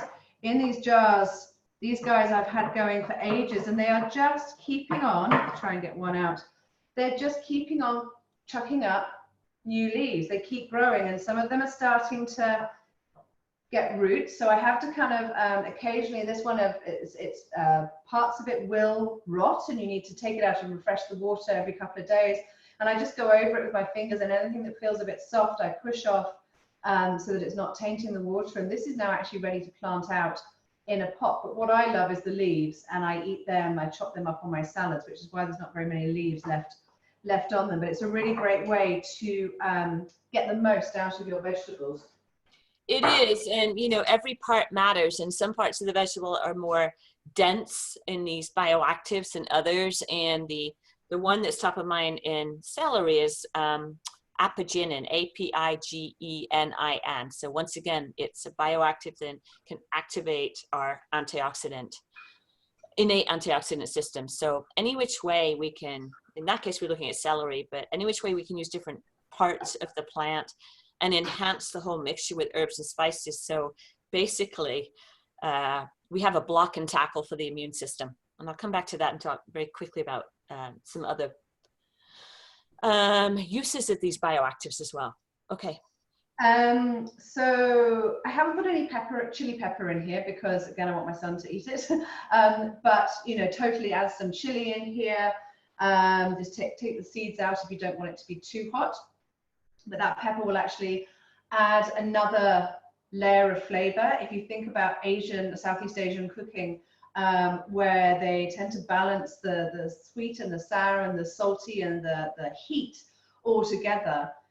Chili on its own can be quite fiery, but when it goes into a dish, sometimes dishes are maybe lacking something. You add a touch of chili and it brings up all the other flavors. It's a very pungent, moving flavor, and it kind of moves all the rest of the flavors around a little bit as well. You could totally mix up the herbs going in here as well, so long as they're soft herbs. I wouldn't be putting, maybe like put a touch of rosemary in, but I wouldn't be putting kind of loads of thyme and rosemary. It would become very heavy and overpowering and quite hard to blend as well. But mint, maybe a little bit of sage in there, something like that might be good. You could also use, at the moment in England, we've got wild garlic growing. It's just starting to come up. You could certainly use some of that. There's a nice free vegetable out in the wild. And also we've got nettles coming up at the moment as well. So these are nettles that I dehydrated last year. I use them for tea. And you know, they're coming up at the moment. They're really young and fresh. And actually, so long as you wear gloves as you're picking them so that you don't get stung, the moment they are blanched or dehydrated, they lose their histamine reaction. And really good at this time of year as well, leading up to hay fever season. They can really help dampen that histamine reaction in the body that's going to happen. For something like this, I would probably blanch them very, very quickly. You could steam them maybe for like a minute, 30 seconds to a minute, just to, the heat would deactivate that histamine response. Yeah. Yeah. So I'm going to just blend this up a little bit. I put a little bit of oil in there as well. So I'm just going to start getting it blended because there's not much liquid in there. It may take me a couple of minutes. So I'm sorry. Do you want me to turn the sound off? You know what? I will. I'm going to mute you, Kate, and you do that. Yes, and you can chat. Okay. All right. Go ahead. Okay, so she's good because sometimes that actually, we found there's a delay when Kate comes back in the kitchen. You can't actually hear her for a little bit. So there's been some great questions coming through. Have any of you asked the question so far that we missed? You know, there was some on garlic. We were flying a little earlier on, and there was some on garlic that I think I may have missed from Kim, but Bronte have been answering. Barbara, can you talk about nettles? I don't know much about them. So interesting. So I know about nettles because I grew up in the UK, and we spent pretty much our childhoods trying to avoid them because when they sting, it really does hurt. But then you learn in nature, you get stung by a nettle, then you go find dock leaves, which I think we have in the US, and then you kind of put them on your hand and it stops the sting. But they do grow here in the US. Melinda, yes, this is taped for later viewing. Everything is recorded, so you can jump right back in. So Barbara, I have seen them grow in the US, more here in the upper Midwest than anywhere else, probably in New England as well. But I don't know so much about them from the medicinal perspective, but it's interesting that probably that sting in them is, and they induce that kind of response is one of the reasons that they're so potent, because it's probably some kind of phytochemical or antioxidant bank in that plant, and Catherine may know better than me here, that is actually causing that response in us. So it's I don't know exactly what it is, but I know herbalists, people who are expert in herbs or herbalism, and also some of the functional nutrition experts can speak a lot to nettles and why we use them in immune modulation as well. So what I will do is post a link in the post broadcast notes about nettles. But I guess, like anything, if you don't know about them and you don't know how to pick them, at least read where they grow and how you can use them. So I have actually used them. You can buy dried nettles at your co-ops here in the US as well. Okay, Bronte, yeah, they grow here and you forage them all the time. Bronte, what do you do with them? Do you make them? Do you make tea out of them? I actually blanch them, and I've put them in like either a blender or anything that I can kind of blend it down to make into a pesto, or I put them in soups. I've also put them in frittata as well. You just have to blanch them first. Okay, so the blanching, yeah, exactly. The blanching takes the sting out of them, right? What is, do you know the nutritional benefit, anything about them in terms of the phytonutrients? I guess I should, but. Not so much like the specific bioactives. I just know that they have a higher amount just because they are wild. So okay, no, I don't know the specifics. And Susan, I'm going to put Kate back on here, but Susan, oops, unmute. There you go. They have really good levels of iron in them. Okay, yeah, and Susan's saying minerals. Yeah, so I know they've got super high levels of iron, which really comes out in even in the tea as well. But they definitely work as a major anti-inflammatory and an antihistamine because of it. That sort of a weird way that they have the histamine causing reaction from their hairs. It seems that as you actually consume them, it has that anti-inflammatory effect. Exactly why, I'm not 100% sure. Yeah, that's so interesting. I'm going to go dig around, but we're getting some really good insights from some of our experts sitting in here. So awesome. So that looked like it needed quite a little bit of blending down. So you could add some. I added a little bit of water because so I actually increased the amount of seeds in the recipe without trialing it again.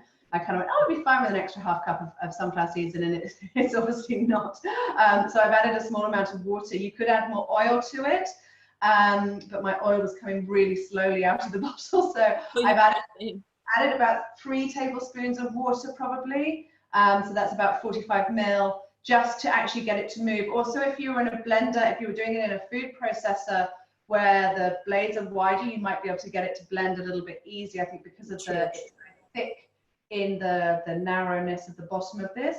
But I'm just going to finish blending it quickly and then I'll she's doing it again. I got to mute you. So one of the things, so Kate is using sunflower seeds, and in here, and there was another seed I think she put in here, but you will see in the recipes. Oh, what is it, Kate? Oh, pumpkin seeds. Okay, perfect. So thank you.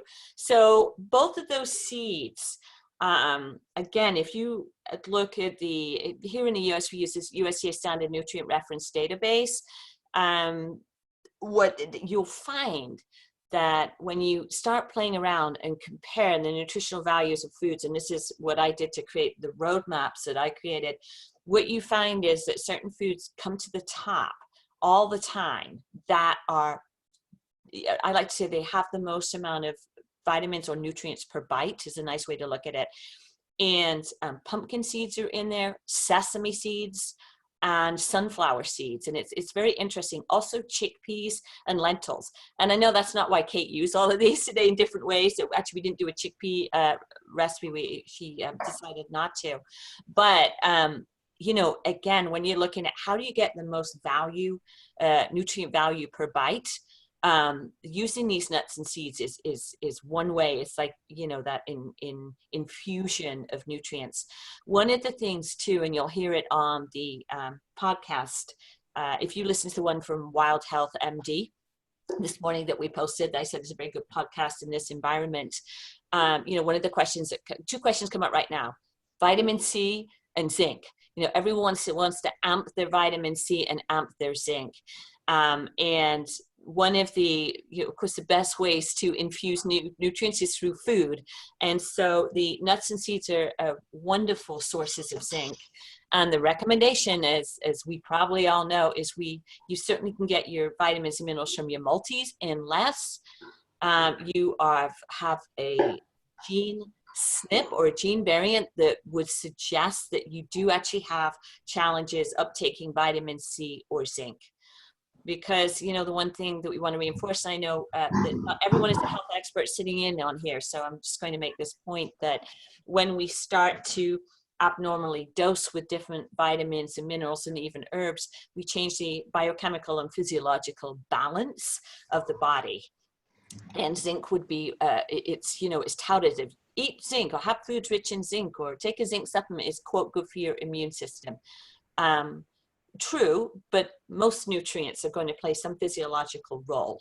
There are targets for the immune system, but we definitely don't want to specifically go in and target zinc instead of vitamin B12, for example. So all that to say, these are very nutrient-dense recipes. You could, Kate, substitute, if having said all that, if you didn't have sunflower seeds, you just have pumpkin seeds, you could double that, right? Yeah. Well, I think actually you want to go back down to just 1 cup, so about 120 grams, and not have the extra, because I've added the water. I'm now having to sort of change the seasoning of it slightly because the water's kind of diminished the flavor a little bit. So I'm just added a bit more lime to it. I'm just going to check it again and see if it needs a pinch of salt, just to make sure that it's got that good base flavor coming through. So that is super cool, everyone. You know, those of us here in the, well, you eat it in the UK too, of course, but it honestly on camera looks like guacamole, doesn't it? And you said that to me. It has this consistency of guacamole, and avocados can be quite expensive. You know, they're delicious. We went through this period of times when, you know, they were super expensive. But that honestly looks like guacamole, but probably from a nutrient perspective is more robust than guacamole. That's amazing. So it's it tastes a bit like guacamole as well. Oh, it does? Oh, that's amazing. We don't have taste division here, so we can't taste that. But. So it's delicious. It's got the lime, the herbs are coming through. I've added an extra lime. It could almost take sort of a little bit more, but I'm going to move on to one of the other dips. But you know, it's really lovely. It's hold that up to the camera for us. I'm just going to quickly blend that in. So it doesn't have that sort of it's still got the creaminess because of the seeds, like a guacamole, but it's lacking a little bit of something, but it's yummy. I think it needs the chili in there as well. Ah, you could put chili. chili. I made a real mess of the bowl there, but it's That's a great idea. You know, the other thing that you did the other day, Kate, that was super cool, is she made a vegan cheese. Now, some of us are probably really familiar with it, but, you know, you're talking about how do you amp things up that you can keep in the freezer. And so she made a cashew-based cheese, which I actually made and froze it exactly like you said, Kate. Just soaking cashews, and we use nutritional yeast, you know, for the cheese. It was olive oil. You could add herbs in there. It was really, really neat. So you always need either some vinegar or some lemon juice to really kind of lift it. Otherwise, with the cashew nuts, it can become very heavy and dense. So you do need some citrus in there as well. What else are we making? We've got, oh, is this the beef? I'm just going to do a pesto quickly. Sorry, I'm going to wash the blender up for 2 seconds. It's so thick that the previous one, I should have done that one last. I'm just going to take 30 seconds to wash it. Okay, yeah, so she can do a quick pesto. This is something where you could definitely, you know, use the nettles that we've been talking about. Thank you for those who are experts in nettles. You know, I grew up with them just everywhere in the UK. So, you know, when I came to the US, where I lived originally, I didn't see them. So it's basically went off my radar screen for many, many years. So she's gonna make a quick pesto, knowing that we can change out the ingredients. And then I think we have a super cool beet and walnut hummus as well. So to round out where we are. Okay, so yes, in the pesto, in place of the basil, you could use kale, you could use nettles, you could use some rocket. I love a rocket pesto. It's arugula, by the way. Rocket is arugula. Sorry, yes. Thank you. Translation. So, you know, basil is actually quite expensive, and Parmesan cheese is quite expensive, although I just wanted to show you, once I grated it, it was actually, this is about 50 grams, or what is that in?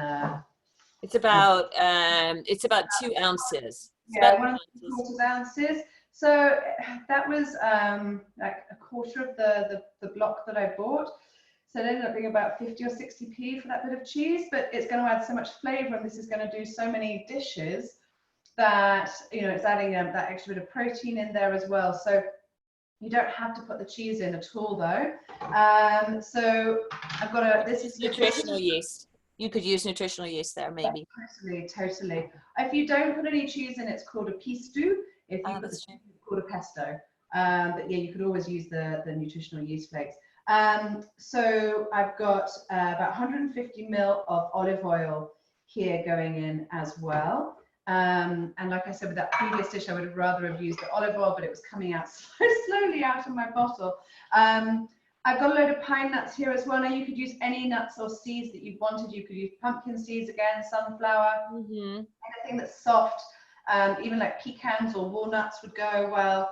But I'm using I'm doing a sort of traditional pesto recipe here just to show as a basic, and then you can vary that as much as you want to make something with what the ingredients that you have available to you.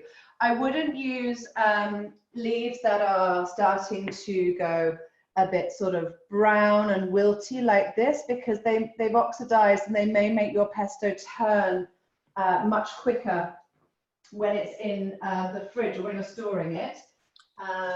So, sorry, I've lost my knife. Let me just find a knife. I'm just thinking, when just thinking through what we're trying to achieve with this focus on immune here. You know, anytime we use herbs, ones that from the Mediterranean, so they have this innate capability, again, to boost our antioxidants and to turn on detoxification, both of which we need to happen in a sort of a heightened sort of immune compromised environment. But we started out this whole broadcast talking about maybe for some people from a food safety, or they're scared of fresh food, you can use these packaged mixes that have been rinsed and sealed. And so here you could lower the amount of herbs, but you could use a braising mix, you know, or a spring mix here in the US. So with the heartier greens, not the salad greens, but the heartier greens. So then you're getting the pound potential of the leaves as a dose, right? Or as a supplement, which is really why we're making the pesto. It's something that we can make and store and add flavor, but we've basically got a kind of immune boosting supplement. That's a way to look at this. So yeah, you could change that up depending on what you're trying to target. So the way to do this properly is to do it in a pestle and mortar and way, and you will get a completely different structure with the oils, how it comes out of the leaves. It will taste slightly different, marginally different, but it also takes a lot longer to do. So I'm going to do it in a blender here. And then once it's done, you just store it in the fridge with some oil over the top of it. And that stops any oxygen getting to it. And it should last for at least a month in the fridge that way. And you can, again, you know, stick it on top of some vegetables once they're cooked, or roll some fish or chicken in it and then cook it, or into some pasta, or you can make like a courgette spaghetti, carrot spaghetti, and roll it in a bit of pesto and just serve it like that. So it's a really versatile, no matter what herbs, what nuts you're using or seeds you're using, it's a really versatile dish to be doing. I only use a small amount of garlic, but again, you can really ramp up the garlic if you want to with it. I'm just going to make a noise quickly.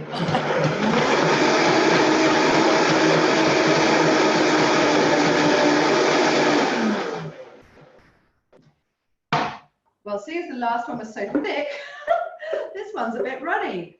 Sorry, I'm not sure what's happened with my measurements on here. So it's delicious, but it's way too runny. I should have poured the oil in as I was doing it. So let me just pop it into a bowl. So now you've got a pesto sauce, but you know. So it should not be this runny. This is not correct. I mean, it's nice like this, but I like my pesto much thicker than that.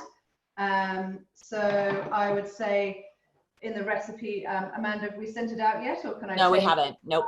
Okay, so I'm going to drop the oil by a good 70 milliliters. So it'll be more like 3 fluid ounces rather than 6, or 3 to 4 fluid ounces rather than 6. So this is a very runny pesto, which is lovely, but I like it to be a little bit thicker. I think it stores better. You can always add more oil to it if you want to use it as more of a dressing for something, but I like to have it thicker so that I can use it as a marinade to rub on things, or to put on pasta, etc., and then add more oil as and when I want it. So when you saw it as it came out, I'm not sure if you can get a good view of it there. I think my lights probably make it look a little bit gunky green. So Kate, I actually make pesto, and maybe others do here, and I freeze it in an ice cube tray so that I can pop out those little ice cubes. I do the same with a homemade tomato puree. I tend to make the puree, not the sauce. So that's it freezes beautifully as well. Yeah. In ice you cubes. can do that with any herbs at all. Make any sort of herb oil, or even a herb water, like just a herb sort of puree, and put them into ice cube trays and freeze it like that, so you can pop them out into any dish that you're cooking. Once again, I'm just going to quickly rinse this and then I'll do the last dish. Sure, and you know, I know, and like when I've made pesto, I'll actually make it with, I think Kate had mentioned, like sunflower seeds too, because pine nuts can, you know, they're beautiful, but they can be quite costly regardless at the time of year. You know, if you can buy them in bulk at some of the big warehouse stores, great, but they're still pretty pricey. I keep mine in the freezer, probably like all of you, but this does, it is beautiful with pumpkin seeds or sunflower seeds as well. Sometimes you have to increase the liquid though, with the seeds, Yeah. to kind of suck it up. You saw from my previous Oh dish. yeah, that's okay. It's totally. We'll adjust the recipe for you. So yeah, Susan, would a bit of lemon help preserve the color? Yeah, or you know, sometimes when I put my trays in the freezer, I'll actually just like Kate said, I'll actually cover with olive oil, and they freeze down, and then I'll dump, you know, those cubes actually into a glass jar or whatever. And it's so great, isn't it, to have summer year round?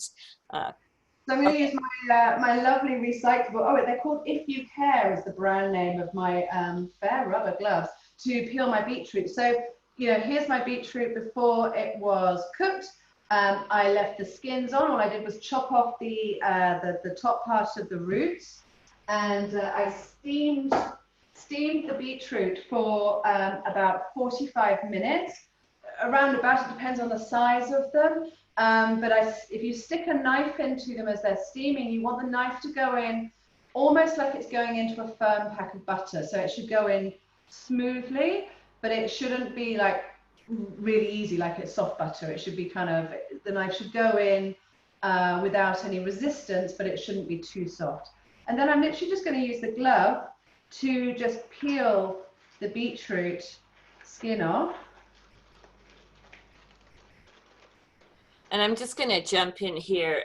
You know, people are, maybe some of you're either beet lovers or beet haters, but beets, I like to say, if you don't eat beets, you probably need to try and eat egg yolks, or you need to look at Swiss chard, quinoa. What else is in that group? And spinach. So these are really important foods because the value just to our health of beets happens other than fiber and there's nutrients, they are actually play a really important role in detoxification, believe it or not, in that what they're able to do, they have a component in them or a molecule called betaine or dimethylglycine, trimethylglycine, if those of you on the clinical side here.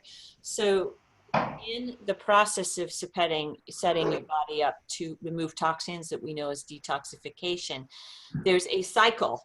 And some of you heard of it, many of you, it's called the methylation cycle. Sometimes that cycle doesn't work well if you don't have enough folate or B12 in your diet. And some people have genes that basically set them up that this doesn't work well. When those two nutrients are deficient, the body is kind of clever and it can bypass an inefficiency and basically set your body up for detoxification. So I've taken very intensive biochemistry for those of you who are glazing over here, and to tell you that beets are probably one of nature's best foods that can patch up your system so that you can detoxify is a good way. If you don't eat beets, and I really strongly would recommend either chard, spinach, quinoa, or egg yolks. So, because all of them basically, long story short, have the ability to help these cycles work. So, pretty important, right? Okay. Egg whites, first of all, but you mean egg yolks, don't you? It's egg yolk. I said egg whites, excuse me, egg yolks, egg yolks, thank you. Egg yolks second and then egg whites first, but yeah, because the egg yolks. Ooh, no, egg yolks. So I think if you don't eat beetroot, this is a really nice way to get into it because it changes the flavor of it. Another nice way to do it is to, once it's steamed, cut it up into a nice shape, like slices or into sort of chip shape almost, batons, and then put it into a vinaigrette that's got some shallot in it, a little bit of onion, and that changes, it brings out the sweetness, the vinegar brings out the sweetness of the beetroot, and all the flavors sort of tone down the earthiness of the beetroot. So that's another really nice way to get people into it. So I'm using some walnuts here, and I'm going to add also a pinch of salt. I've got some tahini, which is obviously made with sesame seeds, and and then we're going to have some olive oil going in, and the vinegar I tend to do to taste, so I'm just going to add half of it for now, about a tablespoon, and you need to just double check at the end if that's the right amount to go into it or not. I'm going to mute myself so you can talk about the ingredients, Amanda. Yeah, no, totally. And not that with such learned colleagues listening in here, but one of the things that, I talked about betaine and beets, and, we're using walnuts here. Obviously, they are a source, so we call them a precursor source of those essential omega fats. So it's a nice choice, but obviously we can switch it out. We can switch out nuts. We could use seeds probably again here. But what I would also do with this recipe, and we'll just check with Kate, is I would at the end throw in some herbs too. So Kate, did you hear that? Oh, you're gonna have to unmute yourself. I missed you. Sorry, what was that? No, I was just saying with this recipe, we could also throw in some herbs too at the end, right? If you wanted to, just to amp that sort of antioxidant potency. Totally. So parsley, chive, coriander, they would work really well here. Mint would work well here as well. It would. They might discolor quicker. So I find if you add herbs to something like this, if you're not going to eat it straight away, it might be better to add the herbs At the end. at the end, like before you're going to eat it. So maybe it was in a couple of, because it will keep easily in the fridge for a few days. If you're going to eat it in a couple of days, I would chop the herbs and actually fold them through just before having them. Or if it was something out of the, if you were keeping them in a stock cube in the freezer, take them out and defrost them into it and fold them into it just before you serve them. Just going to blend again. Okay. And, Catherine had noted here, I absolutely agree. Beets with citrus is a match made in heaven, right? Especially blood orange. I totally agree. And sometimes I'll pair them with fennel as well. So beets and fennel are delicious. And then beets with horseradish as well, which is really interesting. So horseradish is a cruciferous vegetable. So I learned a long time ago from Chef Deborah Madison here in the United States. She said something, she said, most food just needs a little bit of acid. And I just remember her saying it. And beets are absolutely, one of those foods that needs the acidity. Okay, Kate's back. Yeah, no, I think that's really true. People reach for salt, but actually sometimes what they need to reach for is acid. Exactly. And use a little bit of vinegar can really kind of change up the dish that you're doing. So this is absolutely delicious. I added about 1.5 tablespoons of vinegar in total, and that will really depend on the size of your beetroot and also the flavor of the beetroot as well. How strong is the flavor? Because all these vegetables have different flavors depending on the soil they've been grown in, the temperature that they've been grown in, how they've been stored afterwards. So whenever you are following a recipe, do not ever follow it as gospel. Make sure that you're tasting the dish and that you are altering those flavor components at the end or during the cooking process to make sure that it's really well balanced. So looking for the main dominant flavor that's in there, and then looking for the base notes, the medium notes, and the high notes. You're going to lift it slightly. Does it need toning down slightly? And if you make a mistake with seasoning, you can always add just a little bit more water or a little bit more oil or something like that, a few more ingredients just to kind of eke out the overness of the acidity or the saltiness or the umaminess. And it's so good. We're so jealous. I'm sorry you can't all have some. I know. It tastes like beetroot. I mean, it does as you get the earthy taste towards the end, but you've got the richness of the walnuts coming through. But again, I'm not a mad walnut lover, but I really like them in things like this where it's not an intense walnut taste. That sort of nut fat taste coming through, and then a little hint of the walnut in there, but it all blended in so well together that there's no one flavor that really stands out. So my lights are not going to do a very good color. Yeah, that's beautiful. Really beautiful. That's it. We're done. You're amazing. We kept you there without a a helper either. So I know Bronte would probably love to come over there, right, Bronte, and go help you in England. Wonderful. So sort of to close out, and I know we can't really put us on a split screen, unfortunately, here. So I will be just chit-chatting here.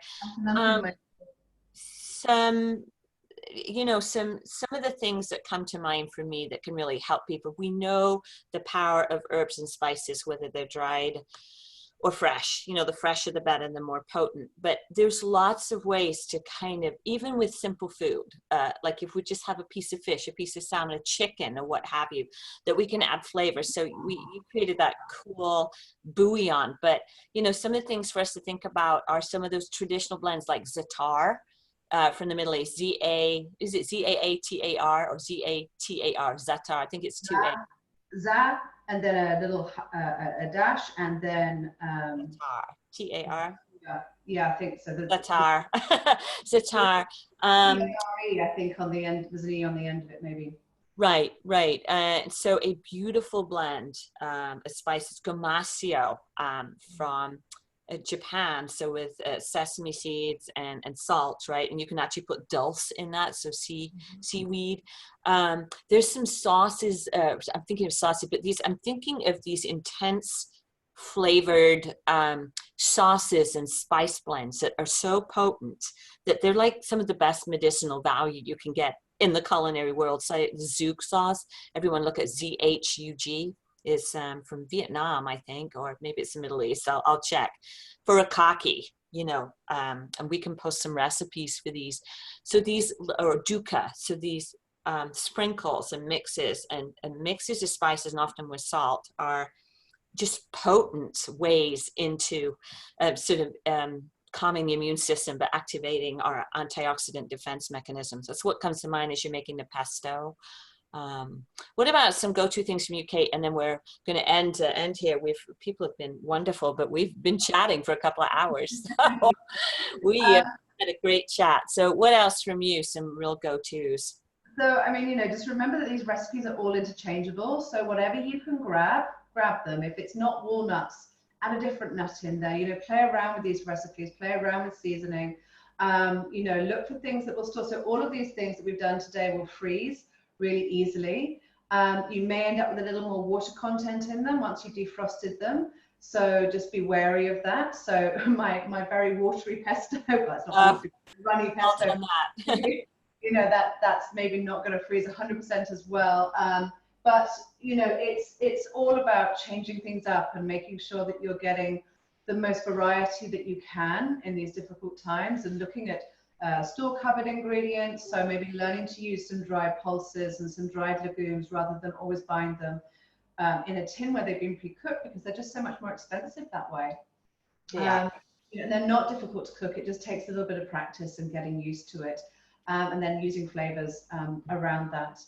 You know, a rich, lovely tomato sauce with lots of spices and lots of herbs. You can throw that onto anything pretty much, and it will add flavor. Throw some carrots in there, some celery, some fennel, some leek. You know, you can throw anything into a tomato sauce. You can then blend it, or you can have it chunky style. Have it on the side of some vegetables, some fish, some chicken, whatever it is. You know, you can throw some chickpeas in there, add some lime juice or some lemon to sharpen it up ever slightly, and a big bunch of herbs and maybe some spring onion on top to freshen it. You know, just trying to keep your interest going, especially if people are stuck in their homes.